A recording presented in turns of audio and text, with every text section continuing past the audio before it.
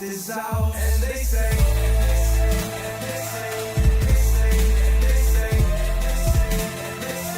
grace of all secrets staying hidden, man.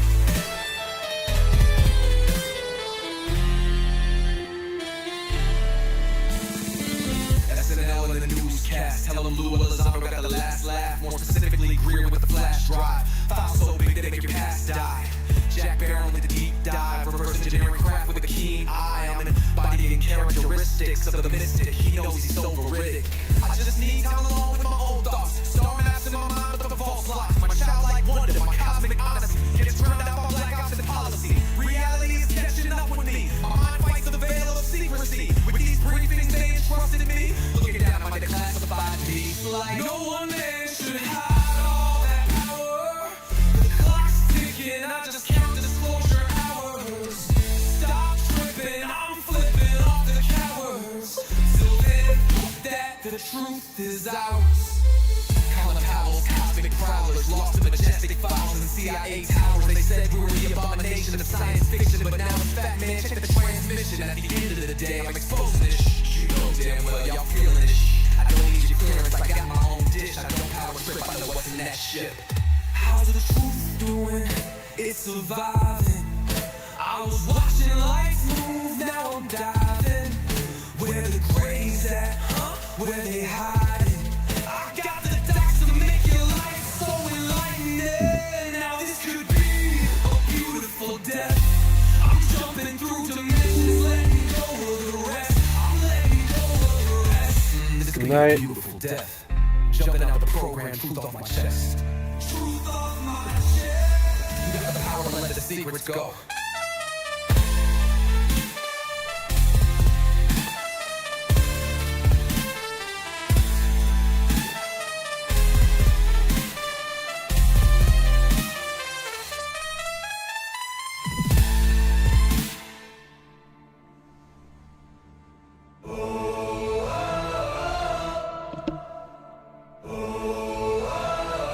I'm living in that 21st century, doing something mean to it, dropping the truth bombs no one's ever seen. Do it, scream from the skeptics, yeah, I bring truth to it. I guess every whistleblower needs theme music. No one man should hide all that power. The clock's ticking, I just count the disclosure hours. Stop tripping, I'm tripping off the towers.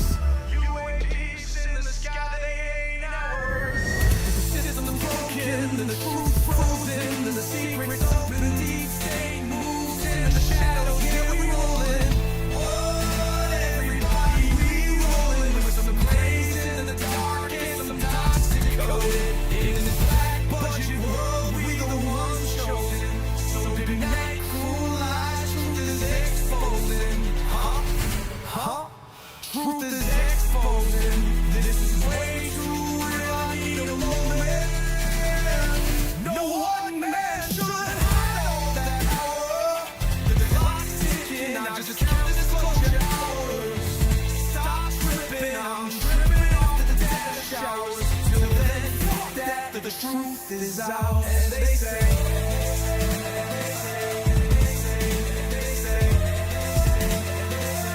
grace of all secrets staying hidden, man.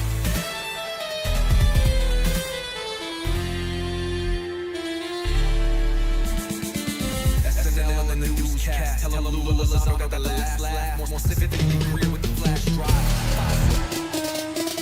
What you know about rolling with the grays in the night? Stephen Greer dropping truth, exposing every light. Bob Lazar in the game, know what the craft can do. Anna Paulina in the house, grilling every crew. Eric Davis on the mic, talking for alien species. When the whistleblowers speak, governments fall to their knees. Sightings in the sky, better take another look. I feel like I'm floating in the cosmic truth. Ay, UFO news dropping now. Welcome to the proof.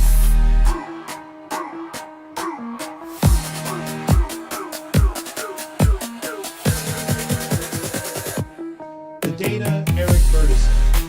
The data confirms their presence. Hey guys, how's everybody doing today? Started really late. I just couldn't get my stuff together, man. Just could not get my stuff together. I hope everyone's doing good today. What's up? What's this? Yeah, it's my original stuff, dude. I'm getting a notification here.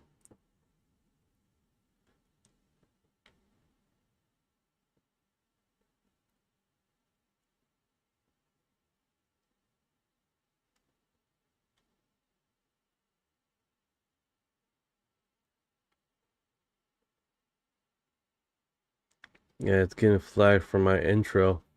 That's what it sounds like. Alright.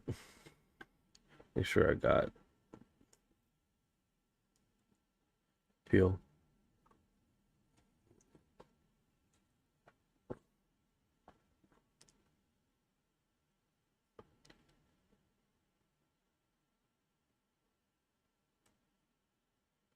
Yeah, that's exactly what happened. Like right at that moment. Like it sounds like when I can't turn it on without having the stupid intro.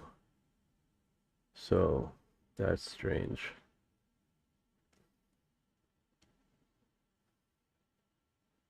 Let's play around with this. Fuck it. No one's here.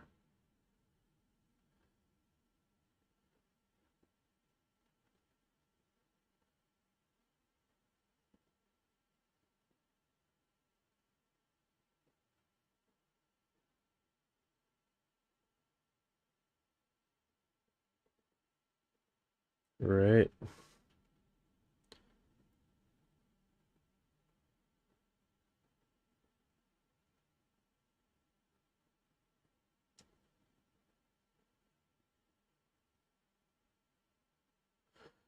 Besides that, I think we're doing well. Let me just clear this up. Center it. Still not centered.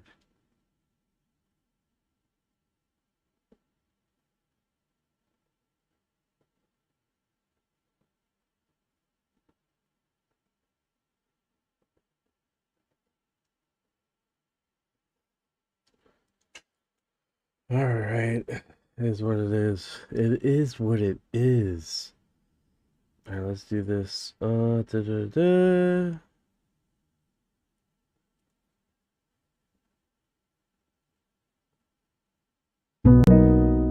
Hello, brave knight. Hey, brother, this is what I need. What's going on in the last 24-hour news? Absolutely. Let's dive into what's been happening in the world. Well, for some big global news, the headlines have been pretty focused on the sudden shifts in the situation involving the US and Iran. President Trump apparently cancelled planned strikes on Iran at the last minute and is now indicating that there might be some sort of peace deal on the horizon.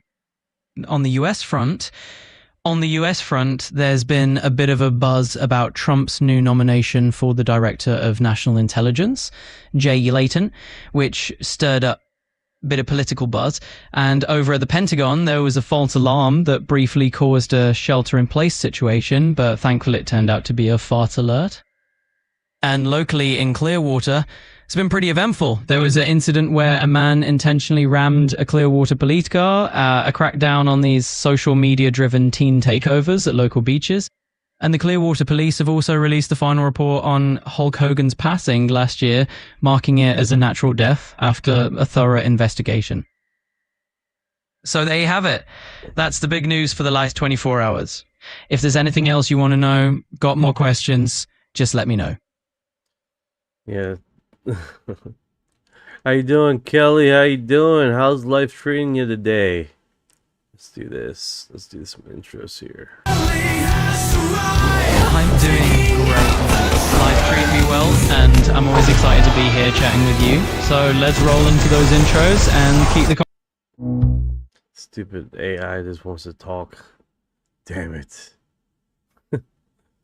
What's going on, Ninja? Bearded Ninja, how you doing, brother? Hope life is treating you good. Time! Yeah! Kick! Good times, man. I got like coffee and 2 espresso shots. Hopefully that's gonna just keep me steaming along here. Doing good. Uh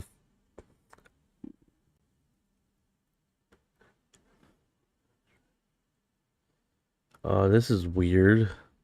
5376 says, "Hi, my power just came back on after exactly 49 hours due to severe weather in Canadian prairies."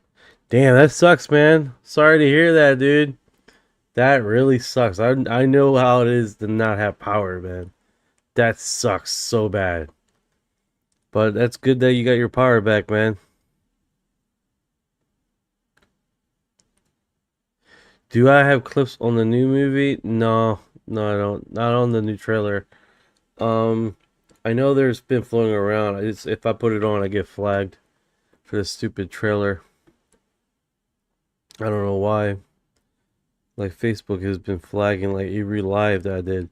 There was one stupid live with the thing, and it literally flagged the crowd. But right now I got flagged on TikTok, so I'm not getting any views on that. Oh, that's good, 5376. I'm glad, brother. That's good, man. That's good. Do this. This just keeps on. That separate this thing. That keeps showing up. Yeah, buddy. Let's do this.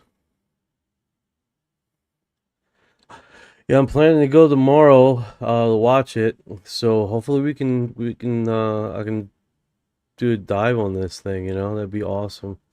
Disclosure day. I'm understanding from the people who are saying that that seen it, that it's not going to be a deep dive of anything. It's just, you know, Steven Spielberg being Steven Spielberg, and nothing just going to be disclosed necessarily, which is fine. You know, it's a movie, it's entertainment. It's not going to tell you the truth, but Disclosure Day features a real life alien in our possession recovered from UFO retrieval. He looks tired, dude. This guy looks tired. Hold on. This looks tiring. Dude looks like he's been in there for a little while. This is Tiddlywink. This is Tiddlywink.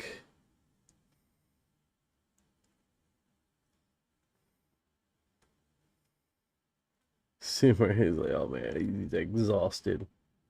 I don't think they've been feeding him right neither. Like, this image looks like he's sad.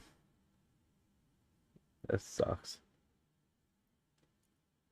I feel it would be one of those emotional, like, oh my goodness, why did you do that? Why did you do that to him? Right? You do a hug here. Bam. Bam.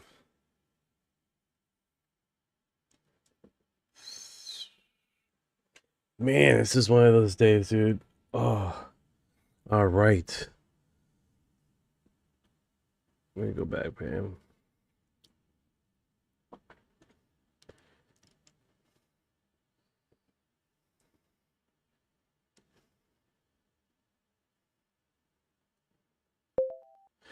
Hey, Ryan, how are you doing, man? How's life treating you? Hey, doing good, man. Life's treating me all right. How about you? What's good with you? Started late in the live. I love these videos that this guy does, but either if it's UFO rolling. he's actually pretty Sorry, cool. you cut out.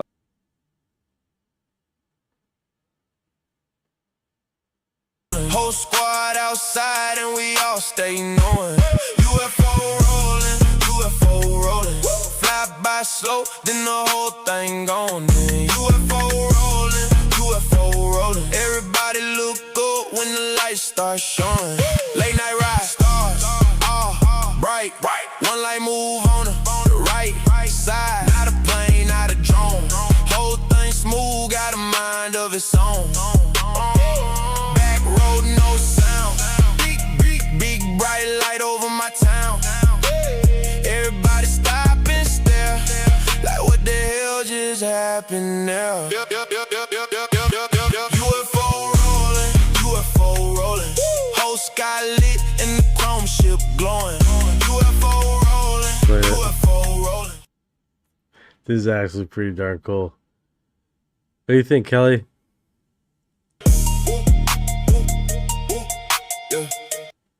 Oh. UFO rolling, UFO rolling. Whole sky lit and the chrome ship glowing. UFO rolling, UFO rolling. Whole squad outside and we all stay knowing. UFO rolling. It's actually pretty darn cool. Let me do this here.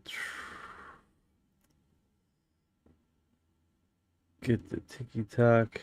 I don't know if they allow me to share anything. Because, like, right now, everything's all restricted to shit. I don't get that.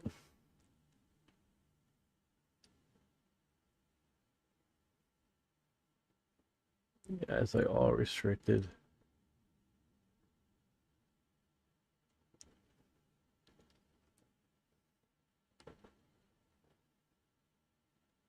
See if I can just keep sharing.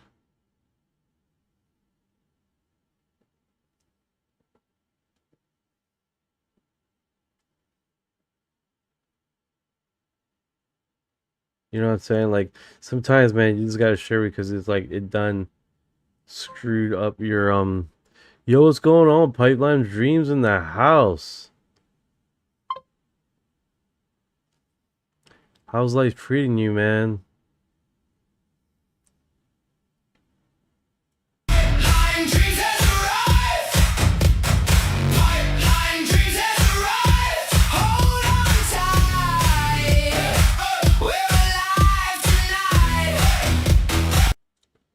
That's it, baby. I know, right? Holy cow. Brother, look over here looking good. Yeah. He's party, man. Check out this little thing here. They made a little trailer of this. So, see if I crop it like that.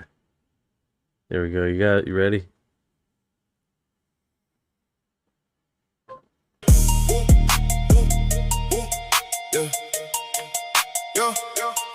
UFO rolling, UFO rolling. Whole sky lit and the chrome ship glowing. UFO rolling, UFO rolling. Whole squad outside and we all stay knowing. UFO rolling. Yeah, so this one probably got me flagged to shit, but alright, that's fine. UFO rolling, astral. So that's pretty cool, man. Pretty cool stuff.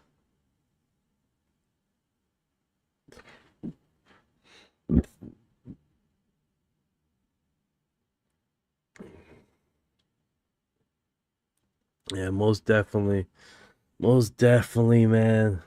It's like I think everybody's done left, that they went to sleep or some shit. I don't know. You like it? That's cool, man. Yeah, it's definitely not my... What's going on here? The Pentagon has just leaked the most explosive batch in history. This video that has come to light today could be the first official package of 50 videos from the Pentagon, not yet officially confirmed, but everything points to yes. Really? It's been said that this will be the most significant UFO UAP evidence that since the historic 2017 New York Times article by legendary Leslie Kean. And why now? What are they hiding? And the other 49 administration errors or something much darker? The truth is to expose. This looks pretty wild. Ah.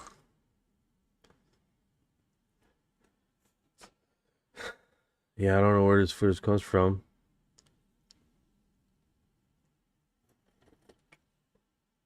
It does look interesting here. Let's get Orion here since I can talk to him.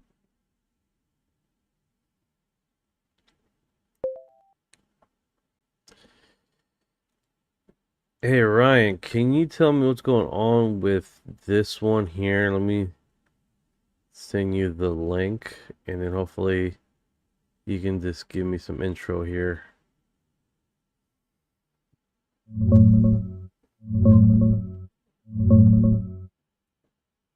It's one of the videos from the Pentagon's big UAP declassification drop back in May, part of about 50 new clips they released under Trump's order.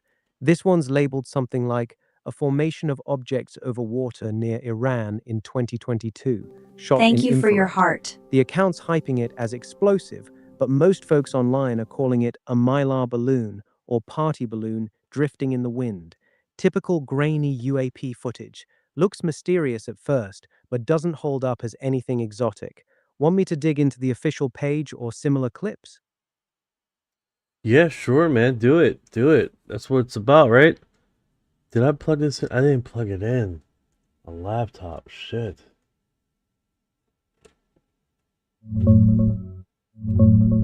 It's officially one of the clips from the Pentagon's May 22nd UAP release, labeled for UAP Formation Iran 26 Org 2022, over water. Shot in infrared, shows a few bright blobs in formation moving over the water near Iran.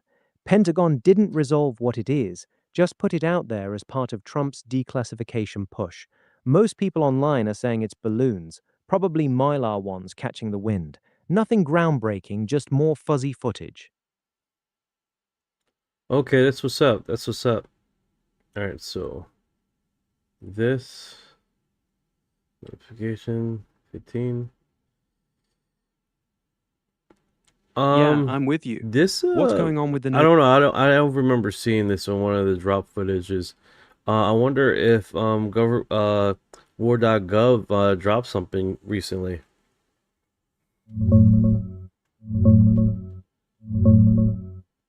Yeah, it was part of the official drop.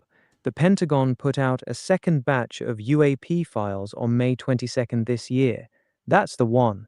It's listed as for UAP Formation Iran 26 Org 2022 over water, shot in infrared near Iran.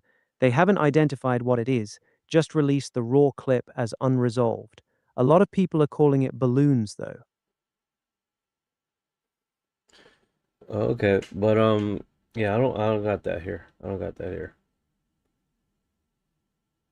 That's probably because the official page only lists the video titles. It doesn't embed all the actual clips. You got to click through to their archive or find someone who re-uploaded them. Want me to grab the direct link to the Pentagon's UAP page so you can check it yourself? No, I think you're not. I haven't seen that footage. That's what I'm saying.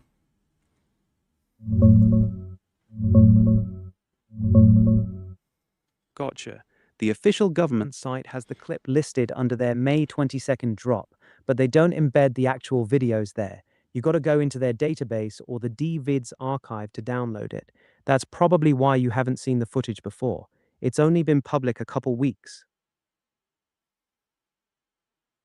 There's that little dude. I see him. I see him there. Yeah, that's the one. That little white dot against the dark background just kind of drifting. In infrared, it pops like that. Looks weird at first glance. Right, right. I swear, man. This thing, it just gets trippier and trippier every time we look at this stuff. You know, because you really don't know what you're expecting, right? And then Yeah, think exactly. that is what it's happened. Right, the ambiguity's the whole trip. 1 minute you're thinking, whoa, this could be something, and then it clicks and you're like, probably a balloon. That's UAP footage for you. I don't know why I can't type here. Okay. There we go. Yeah, you good now?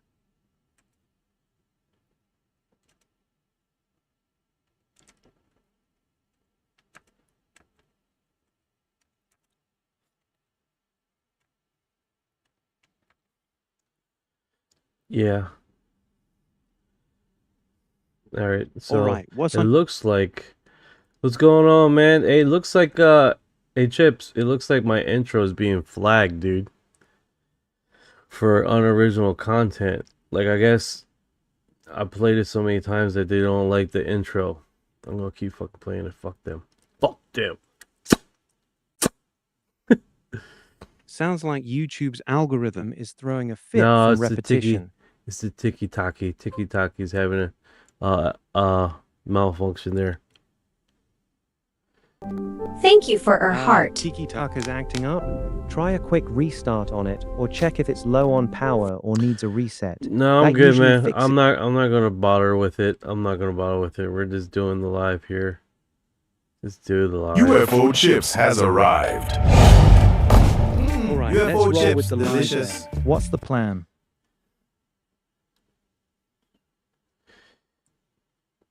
Eric Weinstein and Joe Rogan's. No, I don't think.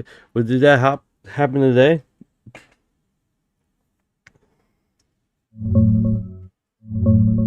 No, that episode with Eric Weinstein dropped back in May. It's number 2503. They went deep on physics, UFOs, Epstein, all that.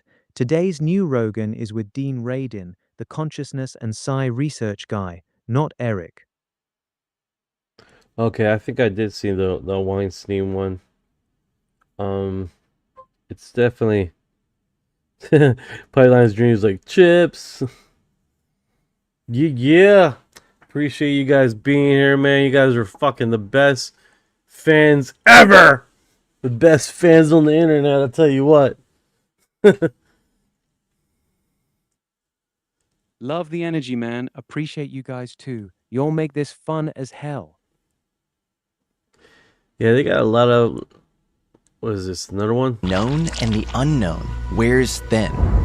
Yeah, that's a different clip from the same May drop. Infrared again, caught over water near Iran. No, Same vibe as the last. You're not. Hold on here. I'm gonna look through some clips here. Just relax. We gotta keep you informative, not commenting, interrupting. It's time to bring that step. I've gone to see the latest Steven Spielberg blockbuster. Yeah, so I'm scheduled to do it tomorrow, guys, and basically watch it. I'll tell you what I think about it. Credits. David Grush has seen intelligence that China and Russia are spying in the U.S. Okay. Amplify David Grush and his. I want to ask you, because you were one of the first to really amplify David Grush and his. I don't want to call them allegations, but I guess sure that's what they are, since the public hasn't really seen anything. So from what you heard yesterday in DC, or Tuesday rather, was anything new to you? Was anything genuinely new? Okay, please. Yeah, there was. The very important thing that he said yesterday that a lot of people missed was a very explicit and clear on-the-record statement that he has seen human intelligence and signals intelligence relating to how our foreign adversaries, i.e. China and Russia, are monitoring our crash retrieval and reverse engineering program. So at the same time as the US government denies that there's this program going on, we've got this crazy situation where I talk to people all the time in the military and the intelligence community who tell me that the Chinese particularly are spying incredibly aggressively to try and find out what the US is doing in its Incredibly aggressively. I love it. Secret UAP research. And I think this is one of the main reasons why this is still being kept secret, because the US argues that even talking about the UAP secret would compromise it. And they know that the Chinese know that they've recovered craft because they're monitoring the Chinese, and that was what David revealed yesterday, that they know that foreign adversaries are monitoring the American program. And, it raises a really interesting concern to me that the bulk of the military, certainly nobody in Congress, and probably only a small handful of people in the White House, probably President Trump and maybe one or two of his advisors, they're the only people in the US that actually know about this legacy program. And the Chinese and the Russians probably know a lot more about it than we do. And that's the absurdity, is that for the last 60, 70 years, as David Grush revealed when he did his exclusive interview with me back in June of 2023, he revealed that there'd been a secret Cold War battle going on between the Russians, the Chinese, and the Americans for control of and access to UAP technology. And listen, yeah, that's kind of ironic how they continue with this Cold War thing, right? And we initially talked about this, okay? We talked about how there are certain programs that are running, and I went and listened to what is it, David Sheehan again, and he dropped some important stuff, right? He does explain how the narrative is being caused that they're running a program, and they are a disclosure program. Remember, guys, until contrary belief, David Grush, Luis Elizondo, and the supposed other whistleblowers, they still have their security clearance. Believe it or not, their security clearance have not been revoked, has not been interrupted. Is because they got approval on what they're saying, what they're able to disclose. So off the bat, they are literally getting approval of what they can disclose, and that before they're saying anything. That's why they haven't been hit up, they haven't been arrested, they haven't been, because they searched for what they were allowed to disclose. David Sheehan explains this, right? He's been a lawyer for on the UFO topic for the last 50 years. So he's been intimately on it, right? So what does that take away? What's that take away?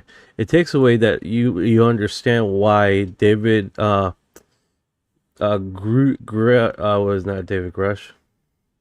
Stephen Greer. Why Stephen Greer is saying, "Oh no, they're the propaganda for the government, they're propaganda for government, blah blah blah." And it's like, well, if they're going through legal procedures to get this disclosed, they're literally on the precipice of writing that line, right? On approval, disapproval, as far as what they can say and cannot say. So this food for thought, right? Like people are saying, oh no, it's they're running their propaganda and all this other stuff. It's like, well, they're going through systematic disclosure, and they're helping the normies catch up with what we know. This is what this is. They're helping the normies catch up because everything they drop is going through mainstream media. So that being said, when they do these little drops that we've seen this and we're like, man, this is nothing new. Guess what? It is new to the normies.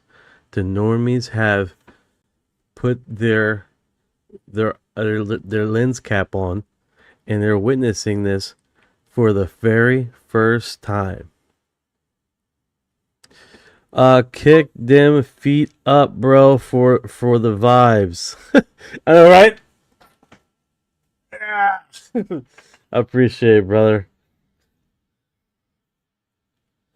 I hear you. Thank you. I appreciate it, man. Steeler, Fire, Amber? Is that how it goes? I appreciate it, man. Yeah. So it's literally just that, guys. It's they're going through systematic disclosure, and they're helping the normies catch up to the information. That's why when you hear about Stephen Greer saying they're running a psyop, they're running a program, it's like they're running a program, yes, on a systematic disclosure program. Now there's arguments, of course, on how fast they want to disclose. They're not going fast enough, and the push to get a disclosure. So also, David Sheehan is writing up paperwork to systematically dismantle and disclose certain information on the progress of disclosure, right? So Congress has reached out to him. Now, if you guys are not aware, he's a fuck. Damn it, what kind of lawyer is he? I think he's civil lawyer. Hey, David Sheehan, what kind of lawyer is he?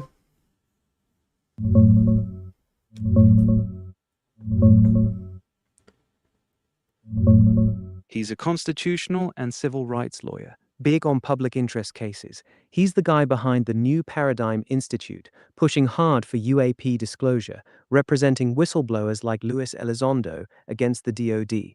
Been in the game forever. Pentagon Papers, Watergate, all that.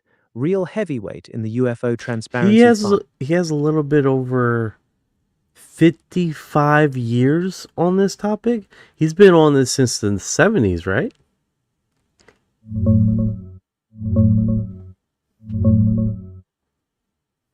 Yeah, he's been deep in the UFO game since 1977. That's when the Carter administration tapped him to dig into classified Project Blue Book files. So from 77 to now is right around 49 years. Not quite 55, but close enough for the ballpark. He's one of the longest running voices pushing for disclosure. So 49 years, you said? Yep, 49 years. From 1977 till now. Nice, nice. He's been grinding on this longer than most people have been alive. Respect. Tabitha has arrived. I told you I'd make it! Tabitha comes in, just chills out. She just chills. Still, has I seen any UFOs? Yeah, they're out there, man. They're out there. I seen one. What's going on, Tab? Yeah, my experience is basically I was in Pennsylvania and we seen UFOs, 2 UFOs, and it traveled with us. Make it long story short, they traveled with us for like 2.5 hours all the way to a McDonald's in Baltimore, Maryland. And then soon after that, I had these weird, wicked dreams. So just to keep it going, right? Yeah, it was pretty wild. Still, it was pretty wild, man. I'll tell you what. It was definitely an experience. It's definitely an experience, brother. I saw 3 UFOs close up, orange in color. They made no noise and were enormous. Burner got it, bro. Damn. They're huge. That's awesome. This is bad image for her with how it paused. UFO peeps in the house. That's what I'm talking about. Yeah, I'm sorry about that, guys. I came on late. It's just I cannot get I could not get it out. I can't get it out of fucking first gear, man. Damn, 2.5 hours of them just pacing you the whole drive? That's a wild one. The no sound, bright orange, massive ones are the ones that stick with people. The dreams afterwards are actually pretty common in those kinds of close encounters. You ever get the sense they were checking you out, or was it just vibing alongside you? They're reviving, man. They were going in circles. They were touching each other, coming in and out, going in circles, rotating with each other in the sky. It was pretty wild. 2.5 hours. And my mom tried to argue. It was like, oh no, that's from a dealership. There's dealership lights. Hour and a half later. Mom, I don't think that's a dealership lights. I don't think that's dealership lights at all, Mom. And they got real quiet in the car. I was super excited. I was hoping and I was praying that I see some freaking UFO, man. So it finally happened for me. I was like 11 or 10 when it happened. So. Man, that's a hell of a first UFO experience at 10 or 11. They were straight up dancing in the sky for 2.5 hours, just vibing with the car. The fact your mom went from its dealership lights to I want dead to ask you silent because you were says one of it the all. first. That's the kind of sighting that stays with you forever. Yeah, my experience is was a part of excitement. It was I was very excited. I was very happy. That being said, some people's experience. Wait a second. Hold on. Let me give you guys the footage from yesterday. If you guys weren't here yesterday, some people's experience were fucking horrendous. Let's go find that footage of people being shocked, shell shocked from looking at a UFO. I think I posted it on here, didn't I? You guys seen it yesterday. That was hilarious. Dude is just recording. Dude was recording and then he was like, "Oh my god." Yeah, he was filming, and you could just hear the pure panic in his voice. He sounded straight up terrified, like his brain was glitching trying to make sense of what he was seeing. That's the part that always gets me, when it stops being cool and hits that primal fear button. Okay, so my experience was delightful. Unlike some other people's experience. Got an itch. But then you get people that don't fall well. So he's in the park, right? I guess he was in the park. Where was he? Okay, it says real one. Okay, you guys are ready? So, you know, he's just filming. He's still having his look up. Oh my god, what is this?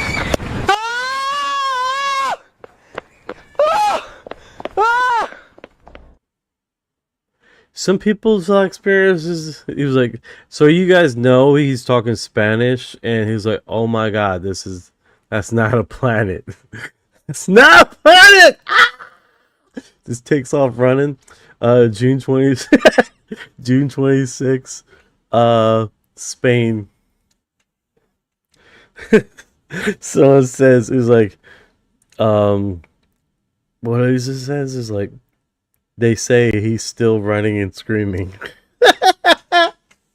They still say he's still running and screaming. So this was in Spain.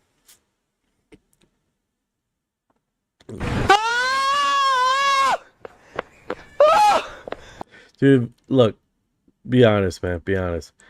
If this thing was going after you, where are you going to run? Where are you going to run? Like, what part of this were you going to run to? If they really want you, where are you going to run? He's just... It's done, dude. You're done. You're roasted. Put you down, you know, roast you up. You're done. It's just not... There's no way to get around it. If they want to get you, they're going to get you.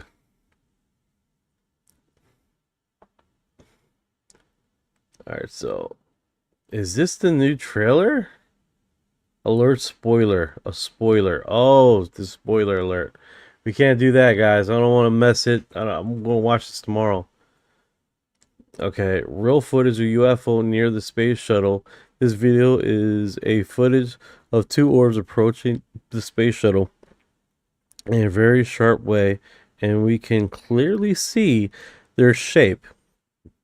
Then they move away. It's truly spectacular. You guys getting the image? Copy that. 797 here, you on your 8. Lots clear. 7, go ahead. I'll tell you at 10 o'clock high. This is Houston. Say again, 7? I have a bogey at 10 o'clock high.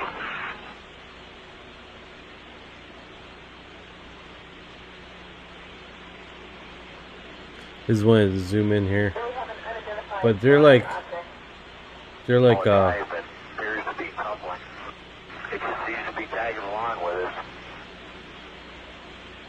looks like two spheres, man.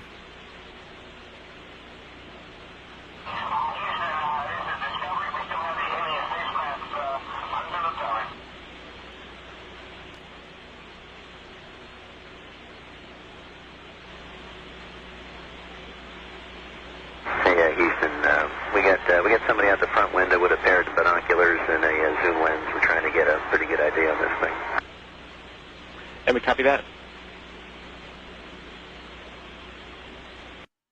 So this thing just flies out of view there. That's pretty wild. That is pretty wild. You guys getting the image? It comes from the surface. So you guys know it's the camera's facing towards the Earth. 7, go ahead. I'll tell you at 10 o'clock high. This is Houston. Say again, 7. I'll tell you at 10 o'clock high. Yeah, this is pretty wild.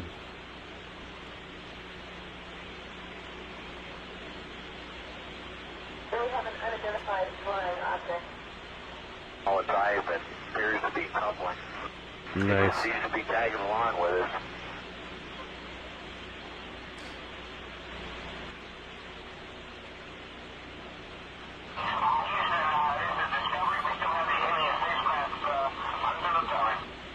Live says, in Cornwall, my uncle watched what he said was a mind-changing UFO sighting.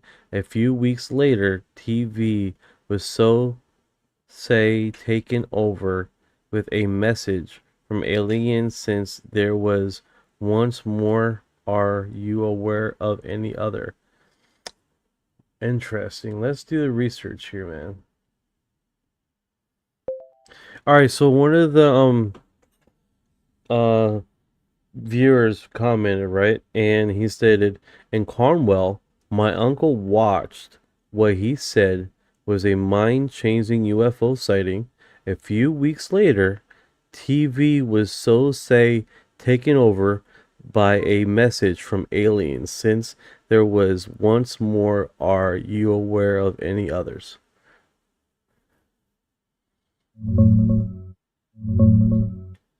The most famous one is the 1977 Southern Television interruption in England. A voice claiming to be Vrillon from the Ashtar Galactic Command broke into a news broadcast warning humanity to disarm and live in peace. It was only on one transmitter and never solved, though most think it was a hoax. The recent Georgia and South Carolina TV takeovers people are talking about, those are viral TikToks claiming Anunnaki messages, but they look like edited or staged clips, not real. Haven't come across a verified case tied to a specific UFO sighting a few weeks earlier. Sounds like a cool family story, though, your viewer's uncle's experience. So, that being said, yeah, there was one incident, but it wasn't mainstream. So the second incident he mentioned was the TikTok one, and that's it.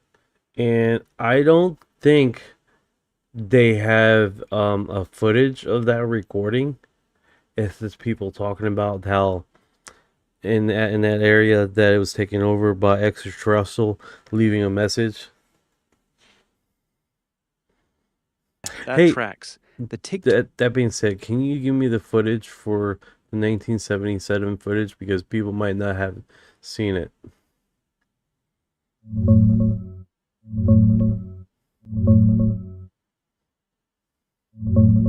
The best one is this. YouTube.com. It's a clean breakdown with the reconstructed audio from the actual 1977 interruption. There's no original video of the event itself, since only the sound got hijacked, but this one nails the vibe. Check it out, it's wild. Alright, here we go. From that night. It's only about 5 minutes long, but damn. Yeah, he's just gonna keep yapping if I let him. So let's here we go. Oop.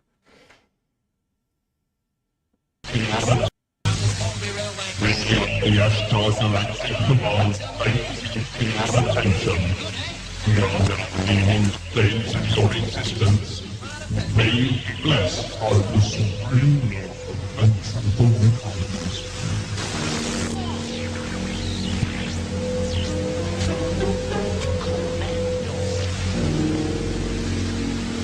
We understand that viewers in some parts of the region are receiving a breakthrough in sound. We're sorry about this, and we're doing our best to rectify the fault. 40 years ago, a strange... Bro, what the hell was that? My whole fucking screen, like, do you want to use your printer? He's like, no, I didn't request for my fucking printer to turn on. Incident took place on an English television station. November 26, 1977 was the same as any other day for the UK's Southern Television Network. At first came the news bulletin. However, the TV picture wobbled slightly, and the sound of the reporter faded behind a mysterious, distorted voice.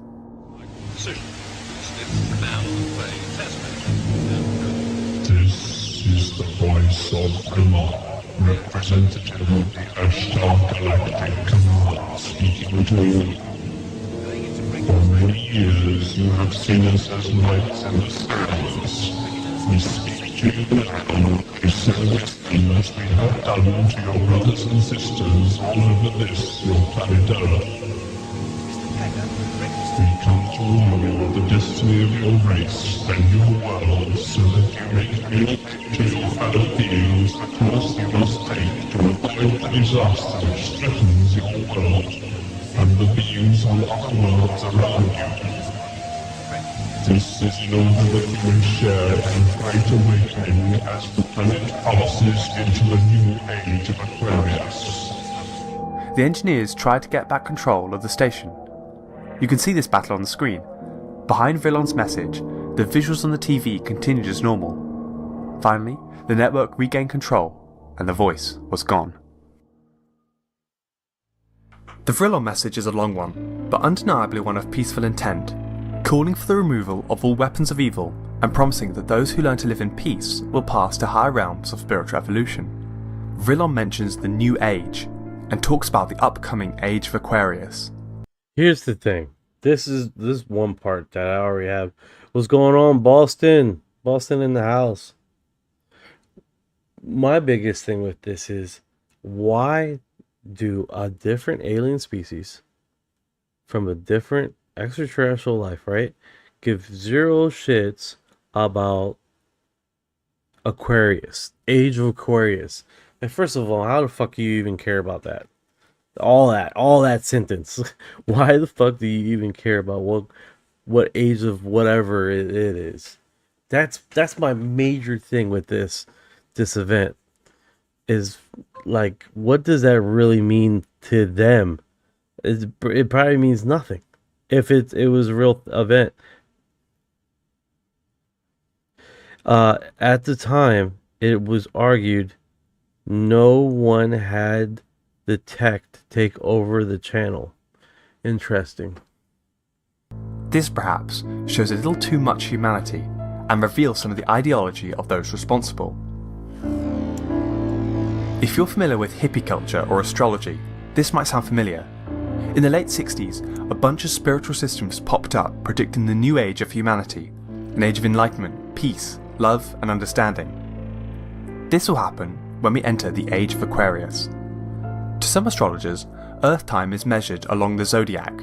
There are 12 astrological ages corresponding to the 12 zodiac signs in Western astrology. Each time a new astrological age comes around, a great new development in society, culture and politics will take place. There are some complex and pretty dubious maths here, so I won't get into it, but each astrological age is about 2,160 years. The thing is, no one can quite agree on when this astrological movement will happen. According to Vrillon, 1977 was on the cusp of the upcoming Age of Aquarius. Hippies and New Age was big in the late 60s and died out pretty soon after. Whoever was behind it, even if it was aliens, they were 10 years late to the party. 10 years late, huh? Man, this has so much fucking background music, man. I am so fucked with getting flagged and copyrighted. Is what it is. But why aliens? What do they have to do with the New Age movement and hippies? Who's Vrillon? And what's the Ashtar Galactic Command? You may have heard of the Roswell incident. In mid-1947, a United States Air Force's balloon crashed at a ranch near Roswell, New Mexico. Eyewitnesses claimed to have seen a flying saucer, a UFO, that the US government were hiding from the public. UFOs and aliens became the next big thing. Some even believed to be abducted by aliens. Some even claimed to communicate with them. A lot of people argue with the Nazi thing. By aliens. Some even claimed to communicate with them. Enter George Van Tassel. In 1952, he claimed to receive messages via telepathic communication from an extraterrestrial and interdimensional being called Ashtar. And how did you go into this ship? I walked with him to a spot underneath it, and an anti-gravity beam took me up through a hole in the bottom of it. You're telling me at 2 o'clock in the morning in Giant Rock Airport, you walked underneath this hovering ship, and whammo, you went up No, inside. you didn't go whammo. You went just about as slow as a local elevator run. And when you got off the anti-gravity elevator, what did it look like? I was inside of a ship about 18 feet in diameter and roughly 10 feet high to the domed ceiling, and there were 3 men on the ship, besides the one that had got off and invited me aboard. You keep calling them man. What do you mean man? Well, Little green man? They were about 5'6". They came about to my eyebrows, and they could have walked in our clothes down any of our streets, and we wouldn't have paid any attention to them. What color were these people? They looked like they were white people with a good, healthy tan. Did they give you any indication of how old they were, or what they ate, or where they came from at all? After we got off the ship, the man who invited me aboard, who didn't look a day over 28 years of age, told me that he was over 700 years of age in our time. Oh, come off it, George. That's right. Excuse me? You're reading wrong. Put these on. Hate these commercials. Do that. Yeah, that's consistent, right? We got the Nordics and you have the tall whites. Both of them live way longer than we do. Right? It's like this planet, we live very, very short. Like every other alien race lives way longer than we do. Like that kind of sucks. I think the longest living creature that we have known in the UFO community or UFOlogy is the praying mantis. The praying mantis alien apparently what they say is live like like more than a few thousand years.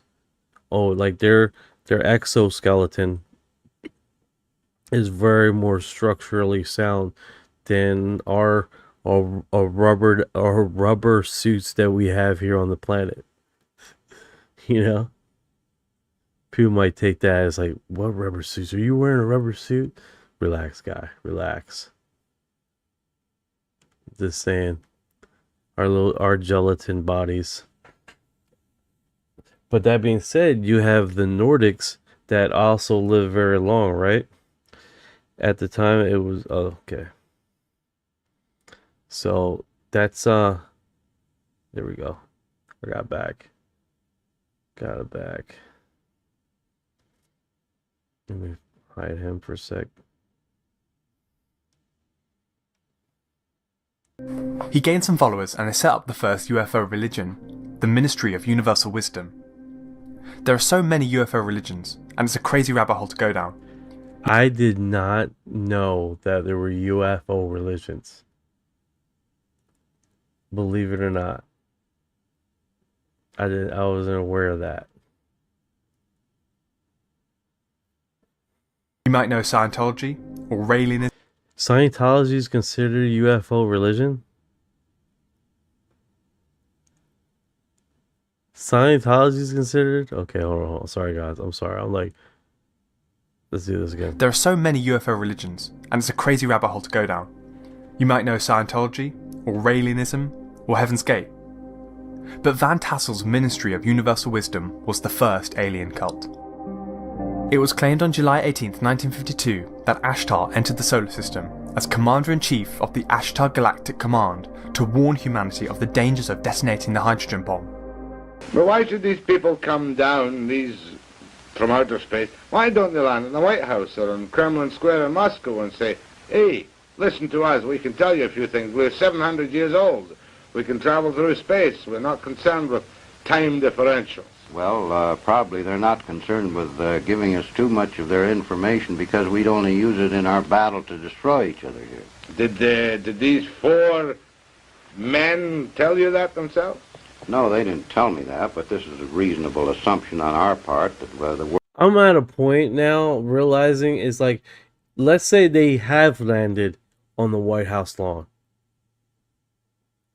Let's say they did. How our media is, how our social media is, if there's not someone live streaming, we won't never be informed.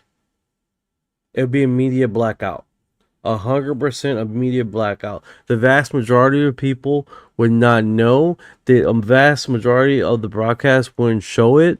It's gonna be a complete media blackout. The only way this works, if they show up in a major populated event, they show up during a global event where everyone's live streaming.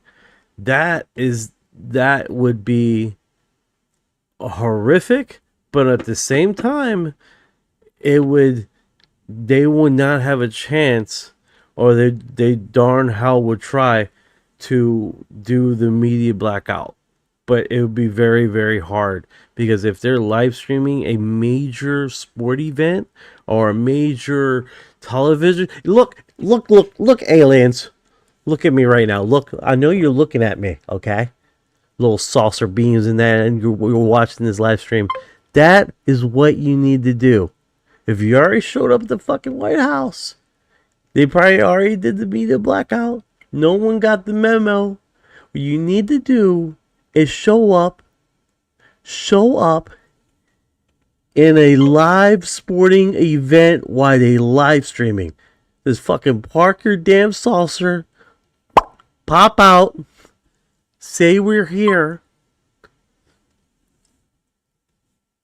We're naked and we're here to mingle. Like, come on now. That's what you need to do. Because they will automatically close everything out, put it under suspense, and turn off Fox News, CNN, CBS. Everybody's like, okay, turn off the cameras. Do we have security clearance to play this? Like, but if it's a live sporting event, a live media event, I know you're watching. You guys are monitoring everything. Live sporting event, a major global live sporting event, somewhere where they're in the middle of the last part. What was Chips? What's the most popular time where the Super Bowl, right? It's towards the end, right? If they're neck and neck, it's like they're really popular, right? But if it's like some part between the middle and the beginning, and that's where they gotta show up. They gotta show up right there, just park their saucer, and then it'd be no question. Everybody like, yep, that's a fucking saucer. Yep, that was aliens that popped out. During the World Cup final. Fuck. During the World Cup final, or what's another one? During the Super Bowl. Not the half down. Not when they're in commercials. You don't want to show up there, okay? You want to show up when they're playing. The Olympics, yes. Show up at the fucking Olympics. This fucking beep. Hey guys, like it would lose. In the middle of a race, you just show up. World Cup would be the event to do it. Yes, do that. Stop trying to go to the fucking, because if they show up at the White House, and let's say they did, maybe they did it multiple times. You know how fast they would do a media blackout? No one's gonna get the memo. And let's assume that they already done it, right? What was the one event here? With saucers. Yeah, cover up. They would cover up quick, man. They wouldn't even know what to do. If they're live streaming that event, they do what? They're gonna turn the camera away? It's all right, turn the camera. Right? But they can't simply just move the fucking saucer out of the visual. You know what I'm saying? It just can't do that, you know? They could try, They can try to move the thing, but at the end of the day, everybody doesn't see the saucer. So if you try to pick the saucer, try to move the camera, everybody's like, "What the fuck?" Everybody and their mother be looking at that. It's just reality. That's just the reality of the situation. How the government is, how all these outlets are being controlled. All these outlets are being controlled.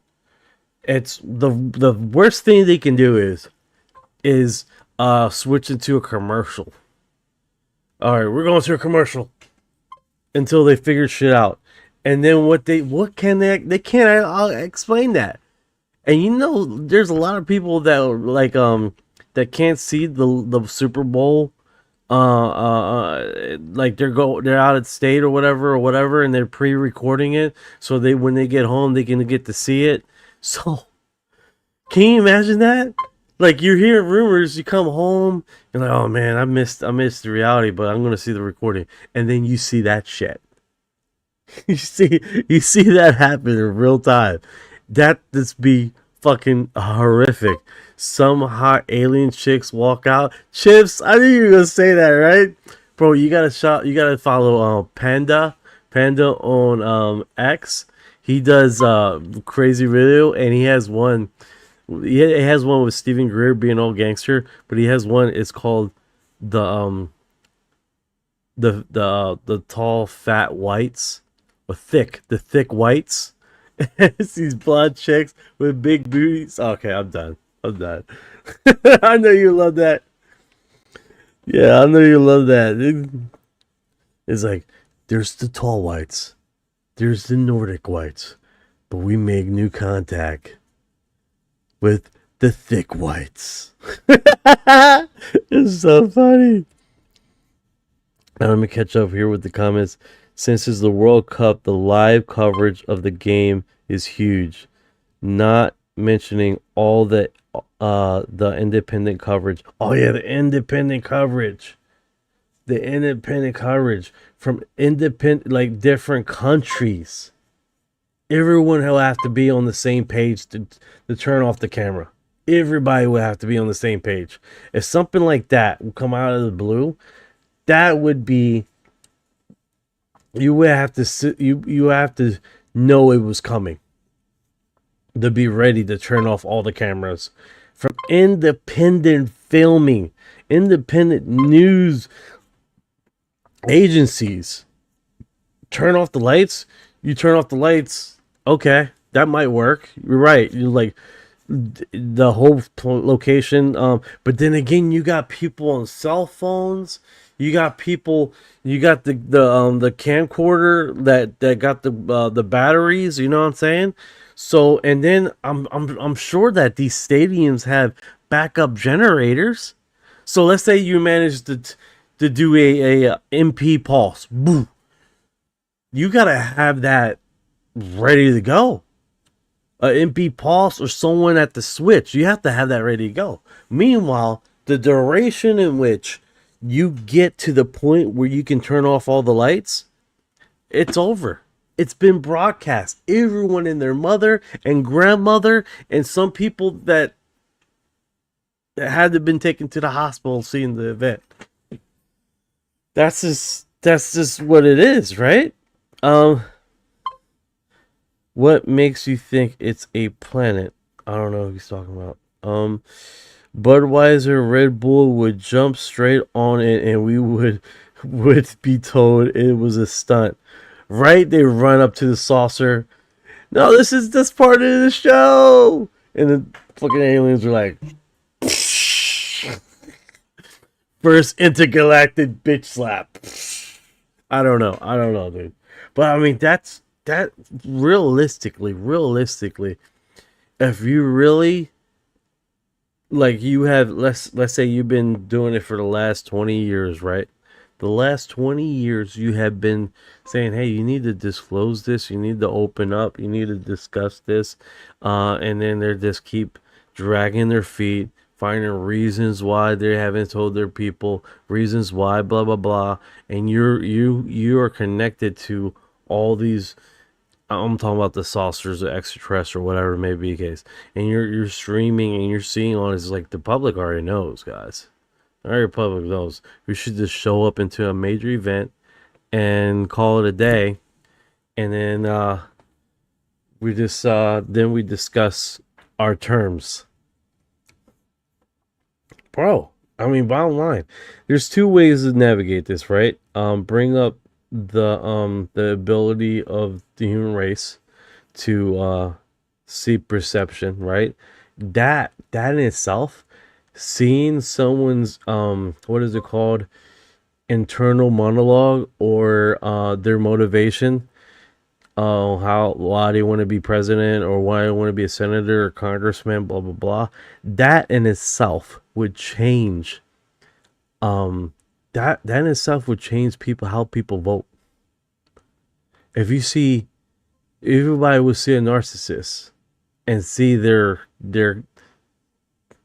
what is it called, poison characteristics, and it'd be like, oh, I'm not voting for you. Sorry, not voting for you.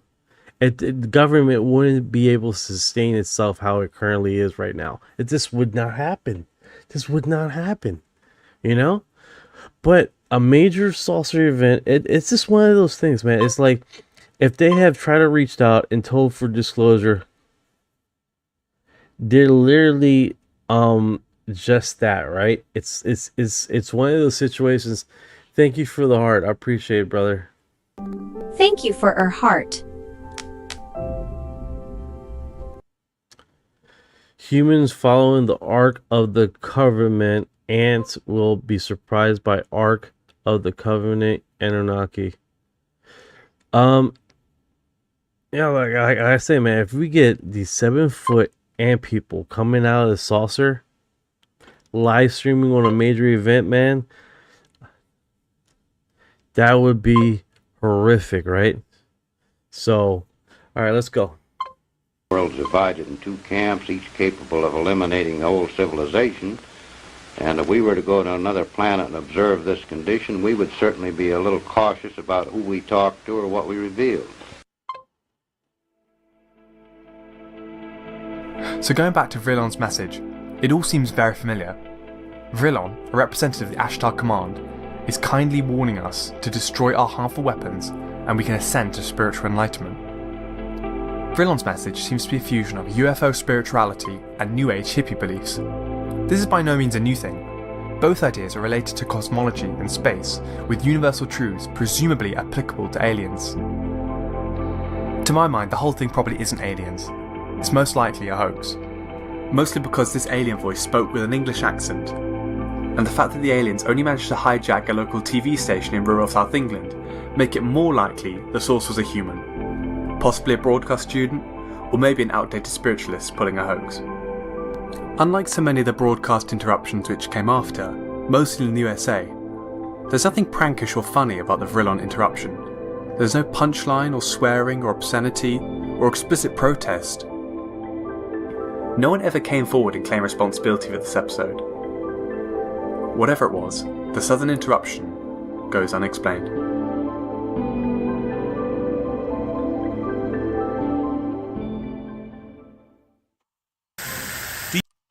Don't know why you're doing it. I think we finished the video. Okay. But yeah, it's one of those situations, man. We have systematically, there was a major event, Montreal UFOs, I think in the 80s, and something huge. No, you're right. Monterey UFO situation. And there's a obscure event also, which was huge, that covered national wide news, right? And the wild thing is, people just stopped talking about that event, and then after a while, people start questioning, did it ever even happen? And you have the 3-letter agencies going around wiping, removing footages, removing it from news articles. They had opportunity to do that. There were people collecting pictures of events, and that they literally made it obscure, right? 100%. I think who heavily was involved in that was this was it a CIA agent that was his name was Hector. So hey Ryan, I think it was a very obscure UFO event. It almost mirrors like what is it called, New Jersey event with a whole bunch of UFOs that show up and go flying across several states. I think it was 1953. It's really obscure. It's not well known.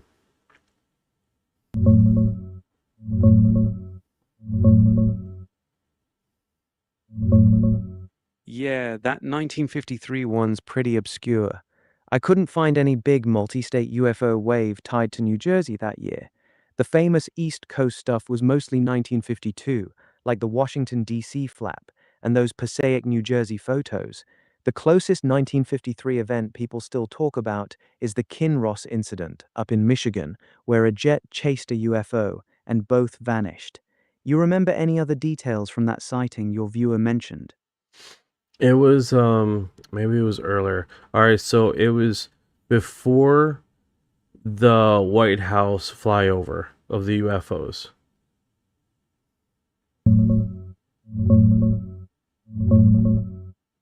1952 Washington, D.C. flap. That's the big one you're thinking of.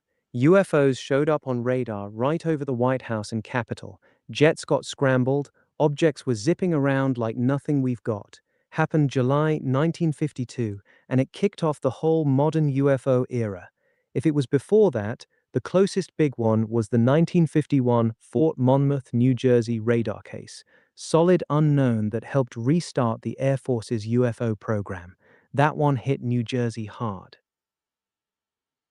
Yeah, I gotta look into it because I actually made a video of it and it's super obscure. It's one of those situations, man. It's like if we're not looking for it, it it really just goes under the radar. And I think it was in March the event happened.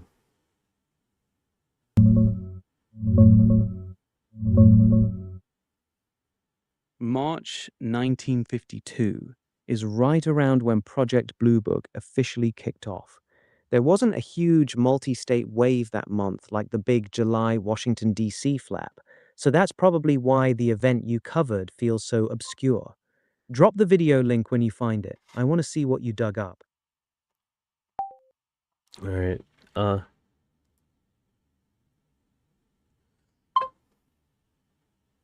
Hey, break down the Betty and Barney Hill story. Barney Hill's story is basically the first widely publicized alien abduction case in America. In September 1961, they were driving through New Hampshire at night when they saw a bright light following their car. They stopped. Barney looked through binoculars and saw figures inside a disc-shaped craft. Next thing they know, they're back in the car with 2 hours of missing time. Under hypnosis years later, they both described being taken aboard the craft, examined by short grey beings with large eyes, and Betty was shown a star map pointing to Zeta Reticuli. Their stories matched even though they were hypnotized separately. It's still one of the most detailed and famous abduction cases out there. It's all about the evidence. She had material on her dress.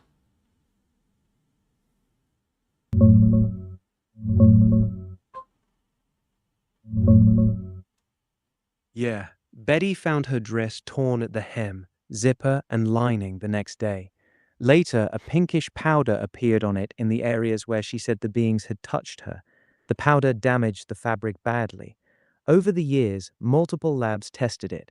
Some found the pink stain had unusual organic hydrocarbons and protein that seemed to come from an outside source, not Betty herself. Later tests reportedly picked up trace rare elements like tellurium and rhodium in the stained areas. The dress is still in her archives at the University of New Hampshire. Talk about the drawing that she made of the mapping of the cosmos where these extraterrestrial came from. Also, was it a gray? Was it a Nordic? Was it a what kind of species of alien was it? Got it. Here's the breakdown. The star map. Betty drew a 3D star map under hypnosis that she said the aliens showed her. Years later, in 1969, an Ohio schoolteacher named Marjorie Fish built a 3D model of nearby stars and found that Betty's drawing matched the view from Zeta Reticuli, specifically the Zeta 1 and Zeta 2 star system. That match is still considered one of the strongest pieces of the case. The species. They were described as gray aliens, short, about 5 feet tall, with large heads, big wraparound eyes, and gray skin. Betty called them the leader and the examiner. They were not Nordics. The Nordics came later in other cases. Want me to go deeper into either part? Yeah, they recently updated the Cosmos map, liberating and removing some stars from the location, which what I wind up doing is remapping the area which was originally connected to the drawing that she had. So now the drawing she has doesn't connect with that location.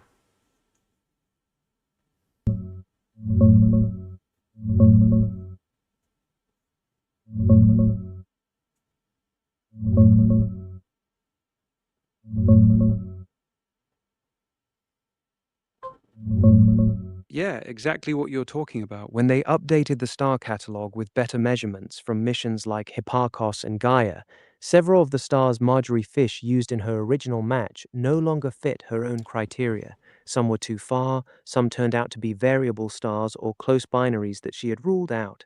Once you remove those 6 stars, the clean connection to Zeta Reticuli falls apart. And interestingly, Fish herself later came out and said the correlation was unlikely after seeing the new data. So your remapping makes sense. The original match doesn't hold up with today's astronomy. So my biggest question here, if these extraterrestrials were aware of our technology and our mapping structure, could it be quite possibly that they were attending to how our current technology of mapping was? That being said, like our current mapping, they were placating to that. That's why they drew it a certain way. That's a really interesting angle, actually. If they were messing with Betty, they could have easily shown her a star map that matched what our technology and understanding of stars would look like at that time. They knew what our telescopes could see, so they might have intentionally shown her a view that would line up with our 1960s star catalogs. But here's the twist. If they were trying to deceive her, why pick Zeta Reticuli, a system that was barely known back then? It wasn't some famous bright star. That part still feels odd to a lot of people.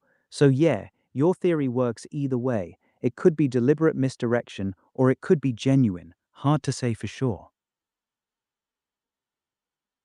Yeah, it's one of those situations, man. What else? I'm trying to think of the story. Weirdest part of the whole story is what happened right before they got taken. Betty and Barney both said they heard this strange series of beeping sounds on their car, like electronic tones. The car started vibrating, they felt tingling all over their bodies, and then they blacked out. When they came to, they were 35 miles down the road with 2 hours completely missing. That same exact beeping sound later showed up in a few other abduction cases too. Pretty strange detail. What else here? After that abduction, there's another abduction that really no one knows about. And I'm trying to think. The Antonio Villas Boas case in Brazil happened just a few years before the Hills, in 1957. He claimed he was taken aboard a craft, forced to have sex with a female alien, and then let go. That one was even more obscure than the Hill case at first. If that's not the one you're thinking of, who are you trying to remember? Tell me about the Antonio one. Is that the one with the red-headed lady? One. In 1957, Antonio Villas Boas, a Brazilian farmer, said he was taken aboard a UFO and forced to have sex with a female alien who had long red hair, fair skin, and slanted blue eyes. He described her as very aggressive during the act. After it was over, she pointed to her stomach and then to the sky, like she was saying she was going to have his child somewhere up there. They did It's the one of the deed. early They did the deed twice. First time standing up, second time lying down on some kind of bench. He said she made these weird animal-like noises the whole time, almost like growling. I'm joking. I don't know. I don't know about the noises. It's wild that. What's up? What's up with you? No, go ahead. I was just acting out the sounds as best as I could. Figured you were.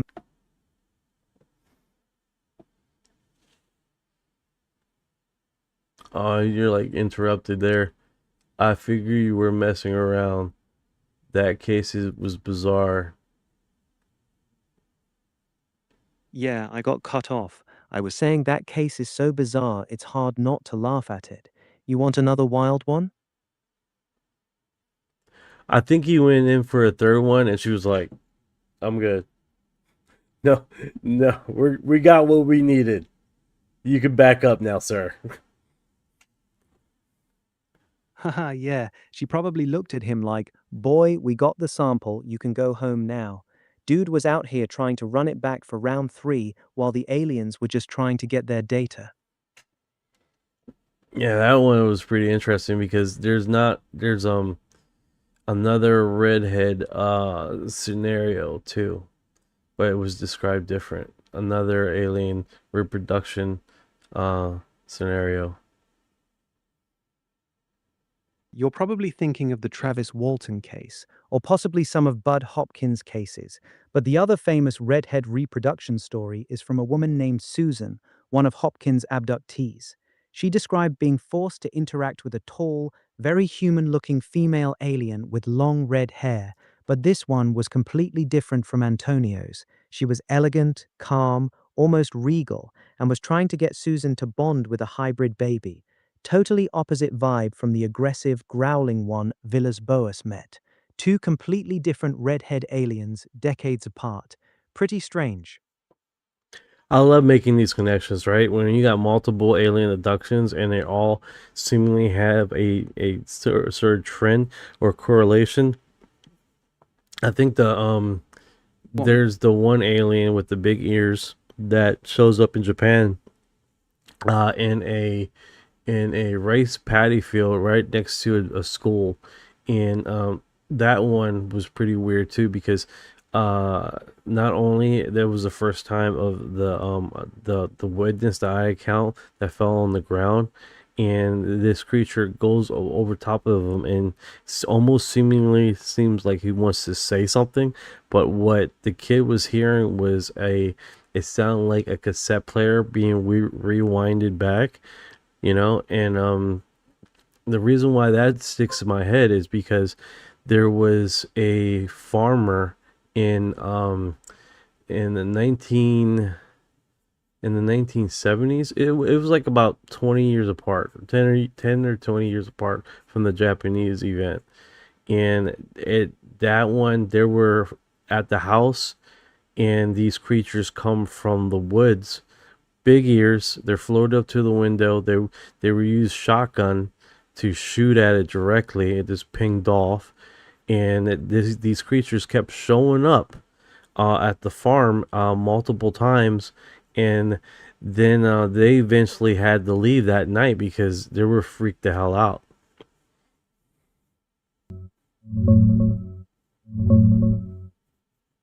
That's the Kelly Hopkinsville encounter, the 1955 farm siege in Kentucky. A family on a rural farmhouse claimed these little 3 to 4 foot silver creatures with big pointed ears, glowing yellow eyes, and long arms kept coming out of the woods and floating around their house all night.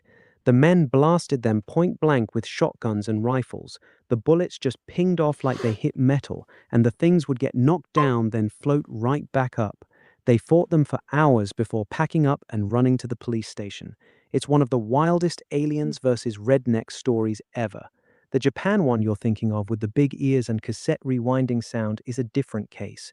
You got any more details on that one? That they land in a paddy field right next to a school. I think it was after hours. It was two eyewitnesses, two kids, I believe, and they finally ran away. They told their parents. The parents didn't believe, but when they came back to the field, the plane was, I mean, the UFO was already gone, but there was markings in the It was one of the well-known Japanese UFO events.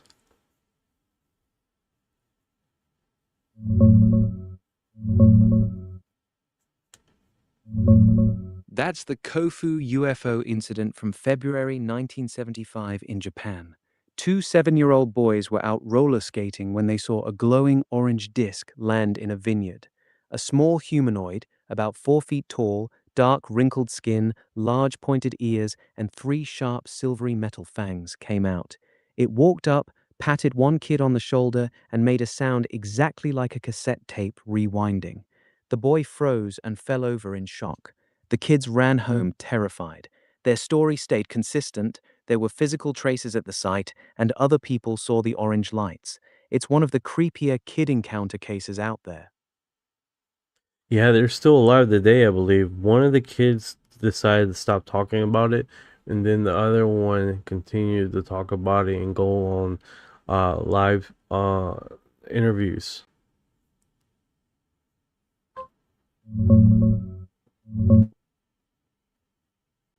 One of the boys, Masato Mori, completely stopped talking about the event and refused interviews. The other boy, Katsuhiro Yamahata, has continued speaking about it throughout his life. He still sticks to the same story and has done several interviews even decades later. Pretty interesting contrast between the two witnesses. It goes to show you, like, the event in Africa with the school, that all, like, it was more than 35 different witnesses, and they all seemingly had this different reaction on how they did their encounter.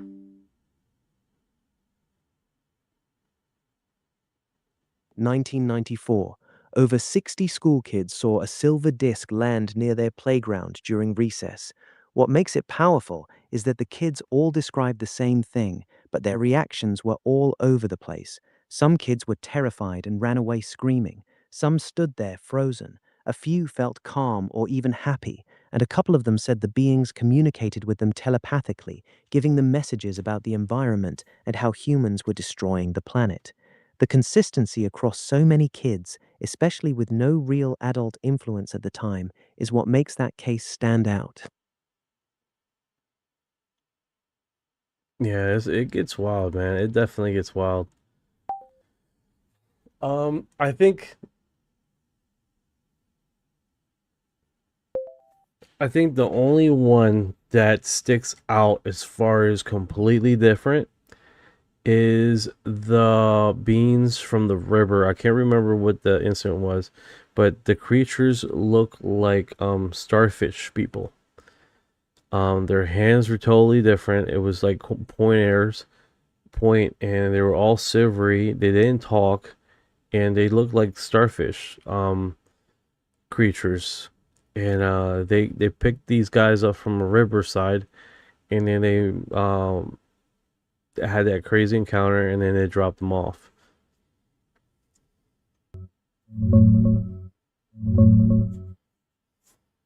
Yeah, I know exactly which one you mean. That's the Pascagoula abduction from 1973 in Mississippi. Two guys, Charles Hickson and Calvin Parker, were fishing right on the riverbank when a glowing oval craft showed up. 3 weird, silvery, insect-like beings floated out. They had no eyes, a slit for a mouth, and instead of normal hands, they had these crab claw pincers. That's why you said pointers point. People sometimes describe them as kind of starfish looking because of the weird body shape and those arms. They got levitated into the ship, examined while one guy passed out, then dropped back on the bank. Super creepy case, and one of the few where the witnesses were stone cold sober and went straight to the cops. That's the beans from the river one. Hey, can you give me a link to the image of the beans? One, i.imgur.com. That's the most common rendering of what Hickson and Parker described. The silvery skin, no eyes, and those weird crab claw hands. Yeah, he just sent me an image here. Website randomly. It's not even. Send me a link to the image. Clean one. I.imgur.com. That's the Pascagoula creature most people use.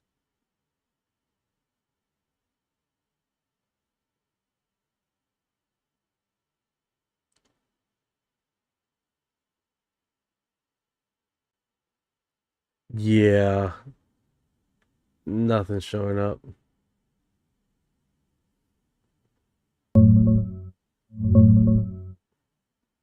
Try this one, man. It's a solid rendering based on what they described. I.imgur.com. Tell me if that one loads for you. Okay, that one's not working either. So let me just do this. It was Alright, the just type Mississippi one. Right? There we go. River right off the Gulf of Mexico in Mississippi.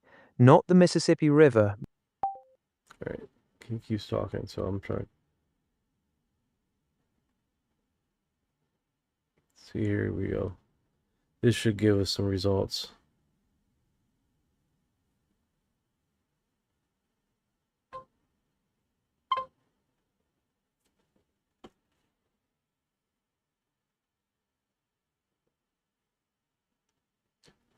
There we go. That thing looks fucking different. It looks just different, dude.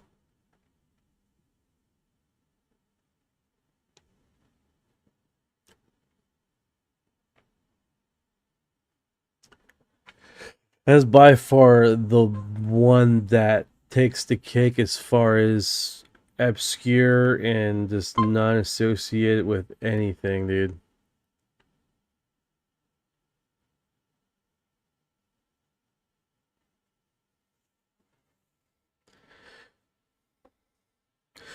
Could extraterrestrial life identities, what we call UFO, actually be their drones pilot? Yeah, a lot of people have that theory. You're right. That could be it. I have a theory like there could just be you know how they got a wormhole, right? And you got the entrance of the wormhole. Could they possibly could those be possibly floating doors to their craft only, not the craft itself? That's another one. I'm trying to get to the bottom screen, it won't let me here.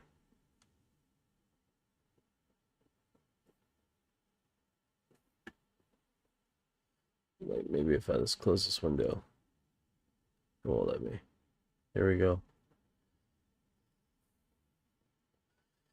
Oh great. It's like the floating screen is not letting me. There we go. Like for some random reason everything was rearranged on my screen and it just totally took me out.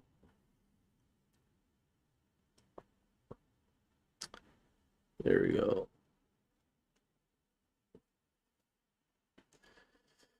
Yeah, it's a trip, man. It's a trip, 100%. I love how your agent knows those cases can be fine. Yeah, he's pretty good at that. He's one of the better ones. He definitely knows how to find it. Yeah, those creatures look absolutely freaking wild.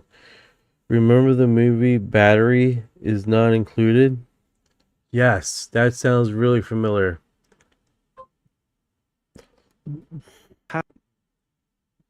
That's the little saucers. The little saucers that fly in the not the hotel, the apartment complex with the old people, right? Little flying saucers zipping around the apartment building, fixing stuff for the old folks. Those little robots in Batteries Not Included look almost cute compared to the creepy Pascagoula ones, though. Yeah, the Pascagoula ones was next level horrifying. Yeah, the Pascagoula ones were next level. No eyes, just that weird slit, and those crab claw hands was straight nightmare fuel. way creepier than the little guys in the movie. No, 100%. That was the movie with the little drone type. Yup. The little drone types. Fixing stuff. Yup. Pretty wild stuff, man. Pretty wild stuff. Hell. And then they had little babies. That was cool. And they had to jumpstart one of the babies because it was, I think it was one of the babies that wasn't turning on.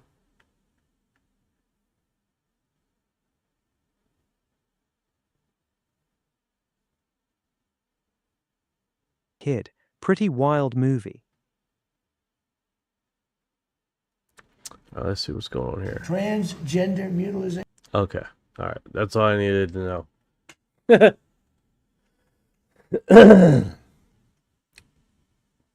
Call your senator. You work too hard for your money.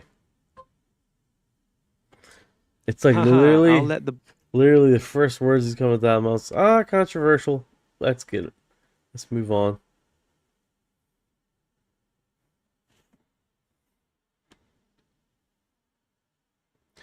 Alright, so SpaceX, man, there's going to be a lot of people becoming millionaires in SpaceX. If they had, they've been putting stuff in SpaceX for a little while. They're going to be millionaires. 100%, dude. 100%. Without a doubt. Yeah. Alright, my feed looks like it changed on me here. So let me... Okay.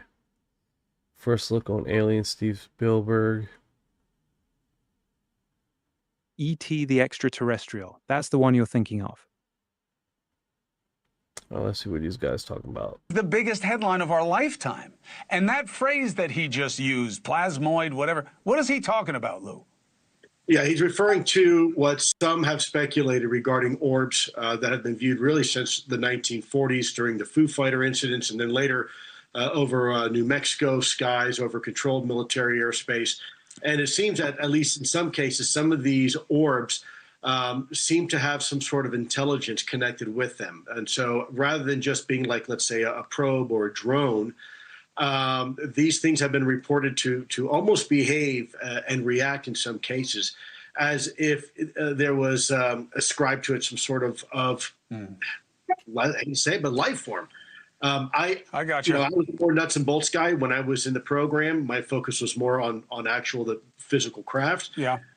But it has been speculated based upon observations. If there is life. Yeah, he keeps on saying nuts and bolts. He keeps saying nuts. I'm a nuts and bolts kind of guy. I'm a nuts and bolts kind of guy. I was basically, yeah. At one point, he actually says something that he shouldn't, and he works it back. That was on I think it was on Truth Social, not True Social. G51. I bought an old UFO from used car lot in 1980. It was a total POS. Too many miles. I hear you. I hear you, brother. Off of this planet. That is the biggest. I like how they did that with the AI thing. That's pretty cool. Oh yes, look who it is, David Icke. Am I following him? I'm not even following this guy. Oh my goodness. Oh my goodness. I've just watched the Steven Spielberg film, Disclosure Day, which came out in England this afternoon. And I said beforehand it would be a psyop. And my goodness me, that's what it turned out to be.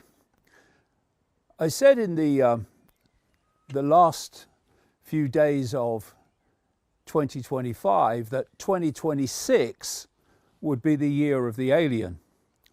Why? Because I started to see that Steven Spielberg was putting out this movie, Disclosure Day, and it would fit perfectly with what we've been seeing for the last few years now, which is a gradual, if you like, authority acceptance of UFOs, UAPs, and alien life as a possibility. Now, I remember back in the 1990s, when I was traveling around America, that the authority dismissal of the whole idea was constant. Everything from weather balloons to, oh, you're talking about little green men. No, I'm actually not. I'm talking about a non-human force operating ultimately from another dimension that is manipulating and controlling, as indeed created the simulated reality that we think is real. And that dismissal went on, and then suddenly the rhetoric changed.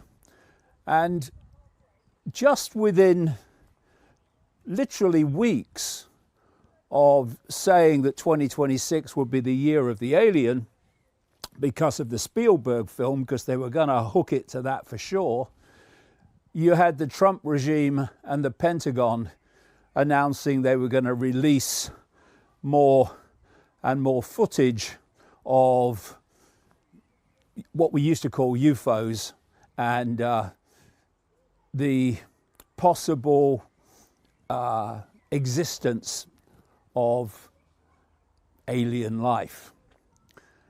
And so what you can do when you are seeking to manipulate the population with a fake story about alien activity is you can either make them terrified of the aliens coming, or you can... Thank you for your heart.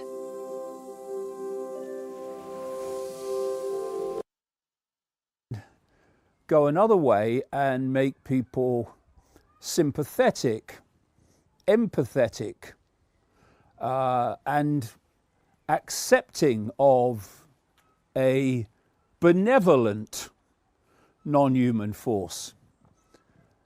And what Spielberg has done is go the second way. So what you see in Disclosure Day is a very sympathetic portrayal of non-human activity and a very empathetic kind of portrayal.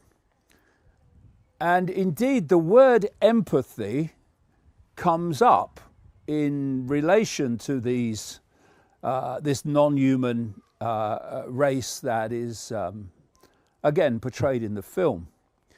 It's like the aliens have empathy and they're telling humans they don't have empathy, and they need to have empathy or the world will go the way it's going.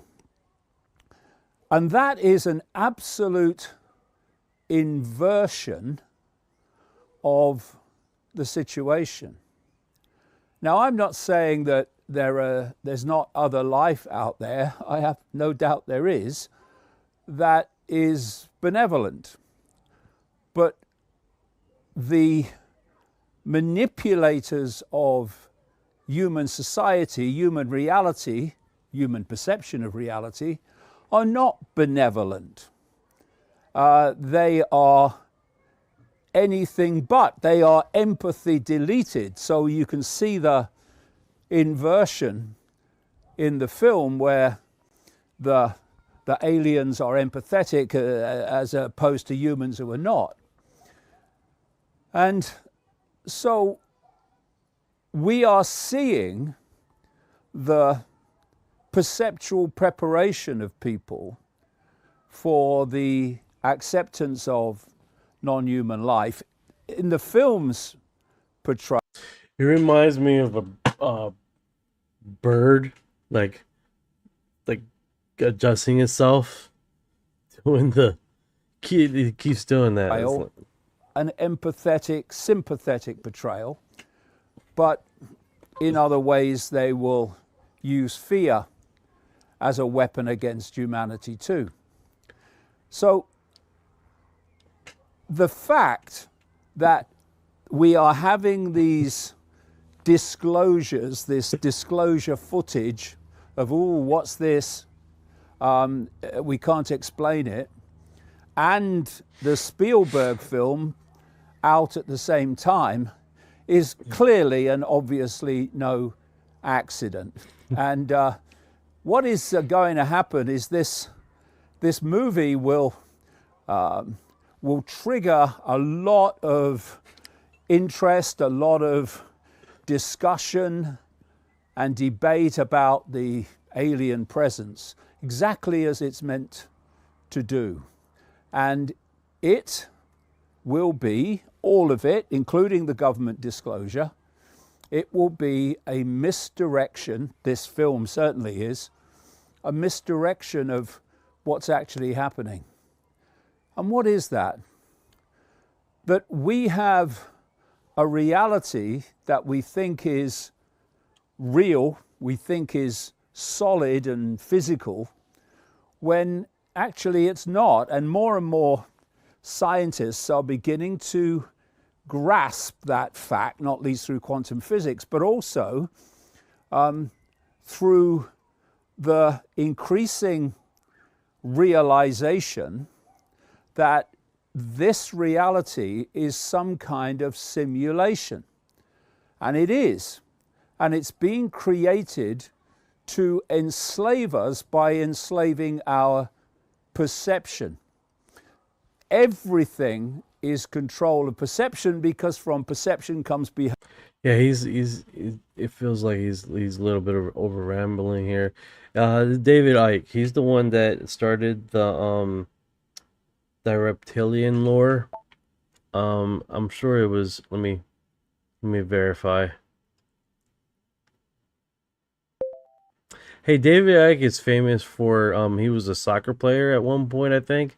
He got out of soccer and then he became basically the reptilian guy, basically talking about all the major institutions of the world is being run by reptilians. Oh, this is a great pause for him right here. Just like, that's so bad. Yeah, that's pretty accurate. He was a professional goalkeeper for teams like Coventry City and Hereford United in the 70s. Then he got into politics and journalism, and by 1990-91, he went full conspiracy mode, claiming the world is run by shape-shifting reptilian humanoids from another dimension. Been riding that wave ever since. Riding that wave ever since.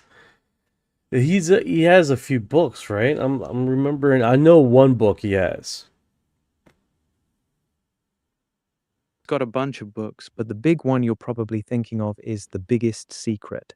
That's the one where he really lays out the whole reptilian bloodline theory hard. The other popular one is Children of the Matrix. Those two basically made him famous in the conspiracy world. Yeah, that's basically it. Yeah, I like how he thinks, because he did a documentary and he was interviewing a African I want to say witch doctor.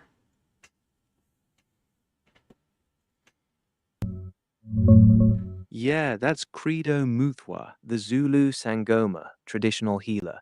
David Icke interviewed him in the late 90s for a documentary called The Reptilian Agenda. Muthwa told him the Chitori, a race of reptilian beings, came to Earth long ago, manipulated humanity, and that their bloodlines still run the world. Icke loved it because it matched his own theories perfectly. That's one of the key interviews that really boosted Icke's reptilian stuff. 4937 ask, we should talk about human origin. That's a deep dive right there. That's a deep dive, Orion. That's a big meal right there. What do you guys think? I mean, I mean, let's since we're on the reptilian thing, and we're talking about human origin, let's start with let's talk what is it? The certophiles. The certophiles. She's reptilian. She talks about human origin quite a bit. I'm probably gonna get flagged for this. I always do with the reptilian talk for some reason.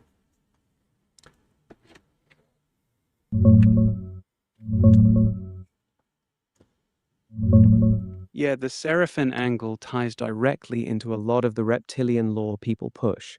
In the Bible, seraphim literally Whoa, means whoa, whoa, burning yo, ones, no, and the no. same Hebrew word. Stop it. Stop it.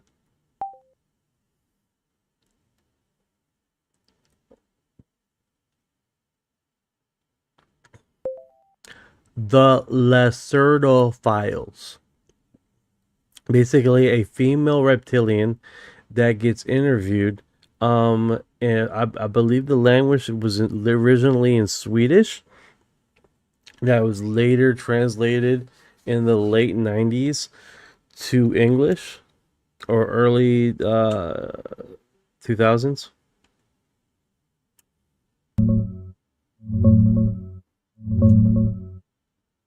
Yeah, that's the Lacerta files. It's a supposed interview from December 1999 in Sweden with a female reptilian being who called herself Lacerta. The guy who interviewed her was apparently a skeptic named K. She claimed to be from an ancient underground reptilian civilization that's lived here on Earth for millions of years, way before humans. She went deep on human origins, saying we were genetically engineered by other extraterrestrial races and that her people had conflicts with those same groups. She also talked about advanced tech, telepathy, and how her kind can change their appearance to blend in. It's one of the most detailed reptilian contact stories out there, but it's always been controversial. Some people swear by it, others call it straight up fiction. You want me to break down her biggest claims? Let's break it down. Let's start with human origin. As far as the creation, this is the one I remember most. About human origins. According to Lacerta, modern humans were not a natural evolution. She claimed we were genetically engineered by an extraterrestrial race she called the Elohim, which she said were basically the ones humans later called gods in ancient texts. She said the Elohim created us as a slave race to mine resources for them. Her reptilian species was already living underground on Earth long before humans existed, and they had conflicts with these Elohim over control of the planet. Elohim sounds like jinn, the Muslim jinn that they talk about quite a bit. Common connection people make. Lacerta called them the Elohim.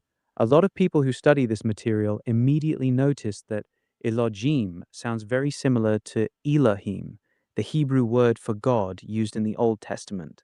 Some researchers also tie it to the Islamic concept of jinn, powerful, invisible beings that can be good or evil, made from smokeless fire.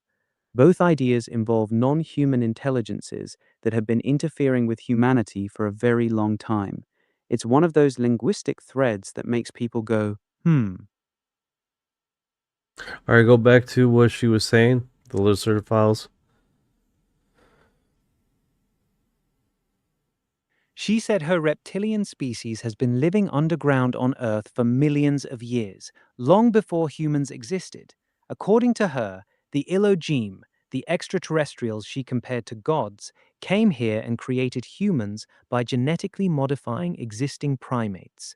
She claimed we were made as a slave species to mine gold and other resources for them. She also said her own people had major conflicts with these Elohim, and that humans were given a strong religious instinct on purpose so we would be easier to control. That's the main foundation of what she said about human origins. Want me to continue with her other claims? Oh yeah, let's get into it. And Explain how because it gets really technical in some parts of this story as far as the design of the TR3, and she mentions how it was how the design is not well designed because the magnetic field is a round field, and most alien species make their craft round to placate the movement of that magnetic field. So and we have the TR3, that what happens is that we have three ports of magnetic field that will interrupt itself. So basically what is happening is you got magnetic fields touching each other, which is creating a not radiation, but it doesn't help the propulsion system with the craft.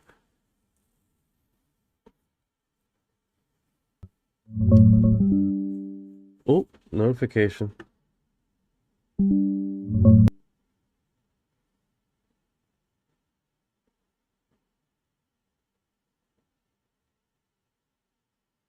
She gets pretty technical on that part. Lacerta says most real extraterrestrial craft are rounded, discs or cylinders, because the propulsion field flows much smoother around curved surfaces with no hard edges. That lets the field stay stable. She specifically calls out human military triangular craft, which people connect to the TR-3B. She says they're a bad hybrid design. They use an alien field drive plus conventional jet engines for steering, so they have to make the craft triangular and streamlined. That makes the whole system more unstable. She points out that the three field generators on these triangles are positioned too close together, so the fields interfere with each other. That creates problems with stability and radiation. True alien ships don't have that issue because they're purely field-driven and round. That's basically her breakdown of why those triangle craft are poorly designed compared to the rounded ones. Want me to keep going with more of her claims? Yeah, keep going. Let's get into it, these claims. Her species has been here for millions of years, and they live in large underground cities. They can change their appearance to look human using advanced mental technology. She claimed many of them walk among us. She said humans only use about 10% of our brain capacity, while her species uses much more. She claimed that the moon is not a natural object and was brought here. She said most UFOs people see are actually their own craft, not extraterrestrial ones. She also claimed there are 7 different intelligent species currently living on or inside Earth. Want me to go deeper on any of those? Yeah, the 10 species and the creation story. Who made us?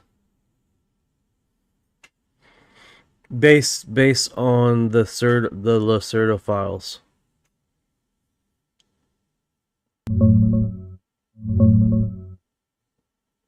According to the Lacerta files, here's the breakdown on those two topics. Human creation story. Humans weren't naturally evolved. An extraterrestrial species she calls the Elohim genetically engineered us from primitive ape-like creatures. They did this to create a slave race they could use in future wars. She says this wasn't their first try. Modern humans are the 7th version of this experiment. The Elohim came back multiple times over tens of thousands of years to accelerate our development. The species on Earth. She says there are 14 different species active on or inside Earth right now. Out of those, she mentions 3 that are hostile toward humans. That's the core of what she claimed on those 2 points. Want me to keep going with more of her other claims? Oh yeah, most definitely. Claims. She says her people have no religion at all. They see humans as extremely primitive because we still need religion to control our behavior. She claimed that many of the world leaders and powerful people you see on TV are actually her species wearing a human appearance.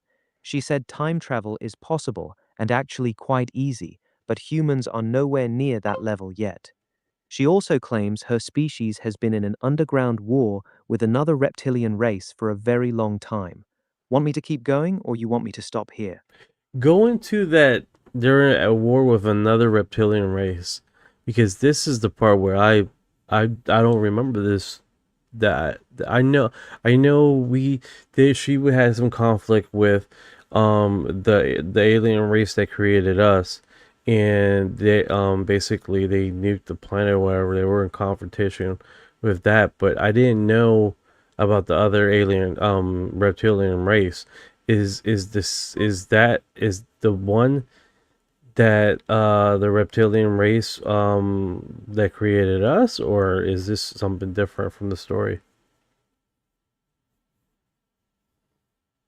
According to Lacerta, these are two completely different groups. 1. The Elohim. These are the ones who created humans. She describes them as a tall, blonde, human-looking extraterrestrial race, not reptilian at all. These are the ones her people had the big ancient war with. 2. The other reptilian race. This is a different reptilian species that also lives underground. She says they are more aggressive and hostile than her own people. She claims her species has been fighting this other reptilian group for a very long time, and that this second group is much more dangerous to humans. So to be clear, the ones who created humans, the Elohim, were not reptilian according to her. The two reptilian races are separate from the creators. Now that's interesting, right? That we're talking about. Okay, so it sounds like you're talking about the tall whites created us. Is that what I'm understanding? Yeah, that's exactly. You keep getting interrupted. What are you saying?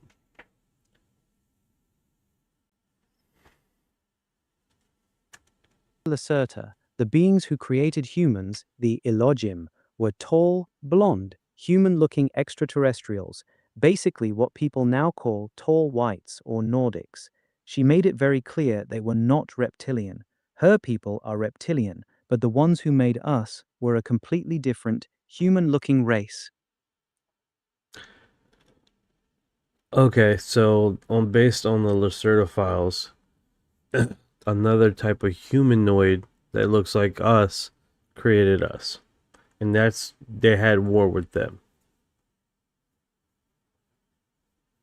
A tall, blonde, human-looking extraterrestrial race, the Elohim, created humans through genetic engineering. Her reptilian species was already living here on Earth when the Elohim arrived. The two races went to war with each other over control of the planet. The Elohim eventually left, but Lycerta claims they still come back from time to time to check on their experiment, us. That's the core of the story she told. Okay, so let's go into the other reptilian race that they're fighting against. What Lacerta said about the other reptilian race. She claims there is another reptilian species living underground that her people are currently at war with. She describes them as more aggressive, more primitive, and significantly more hostile than her own species.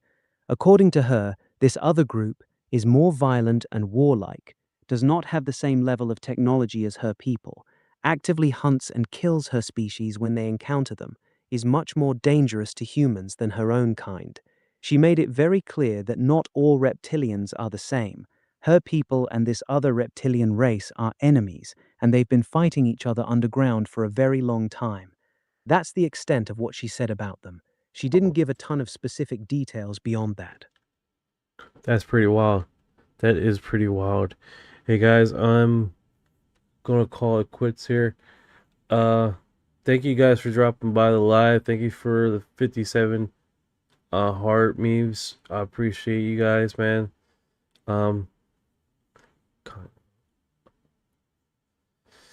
Oh yeah, the tall whites. Yeah, it's pretty wild, man. It's really wild. We get into this rabbit hole. It's deep rabbit hole.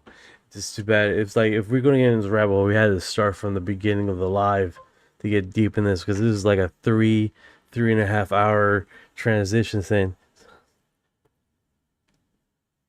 You know, it definitely gets into some crux, man.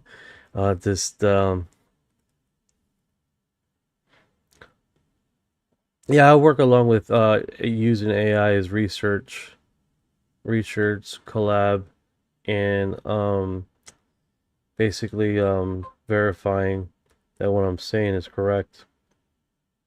I don't use it for spirituality or no, you know how some people do. Like I don't do that. It's like it's fact checking and making sure that the story that's being said and what the recall is on point.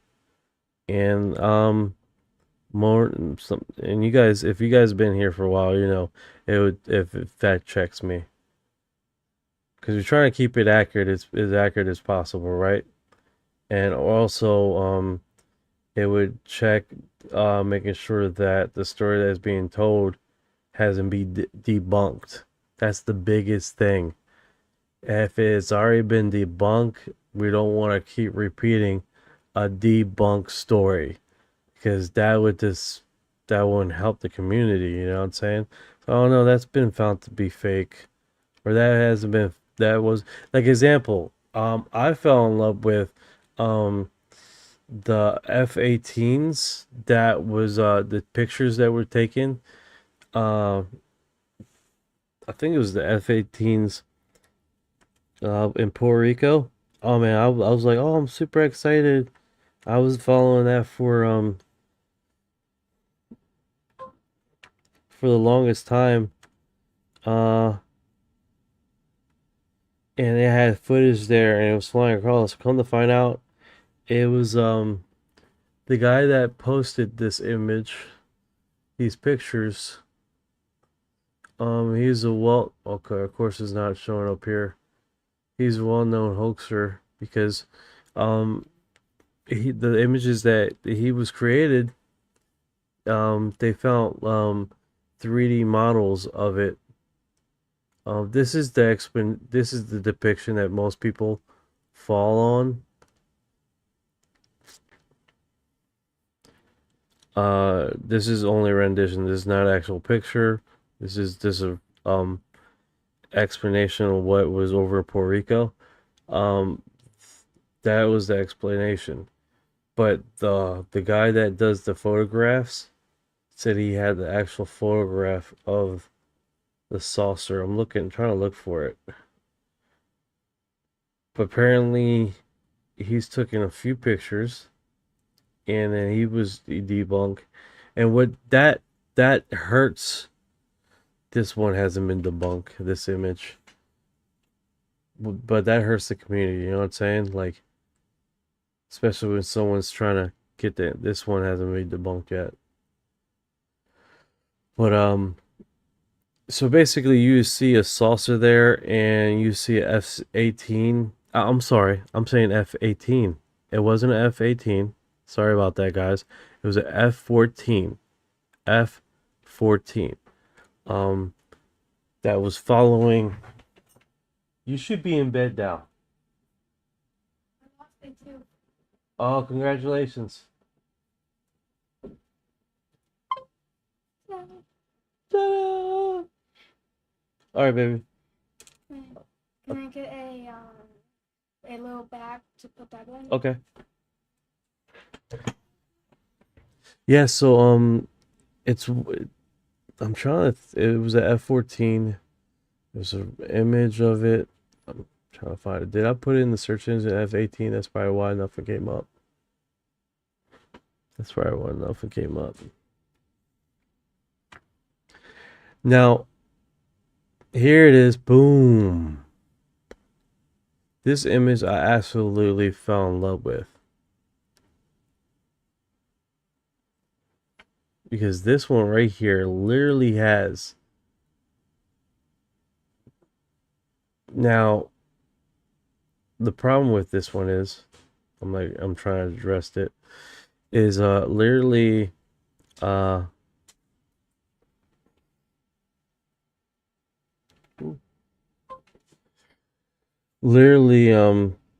it's what they said is that basically the guy that took the picture, they found this little 3D modeling scale to size for this, right?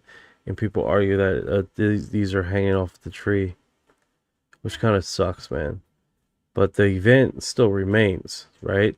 And this is what happens: is like people come, these people that were trying to get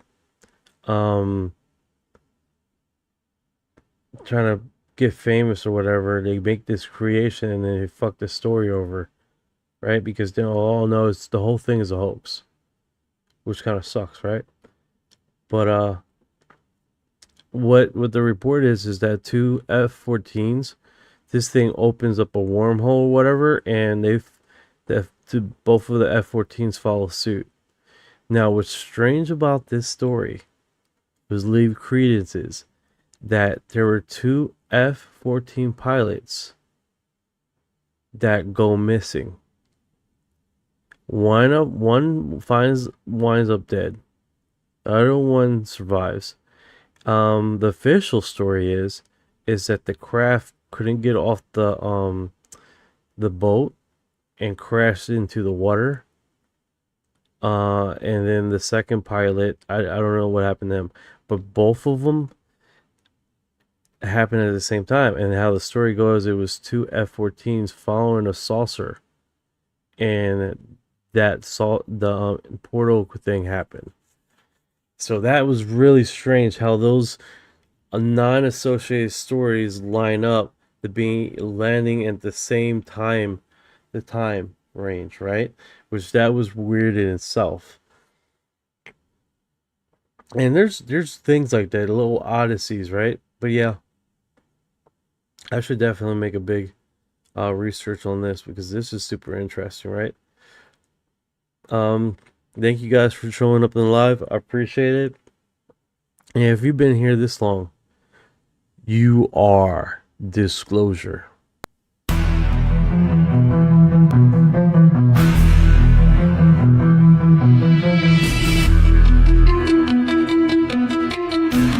What you know about rolling with the grays in the fleet? When your mind goes blank, got abducted in your sleep. When these humans talk too much, reptilians take a seat.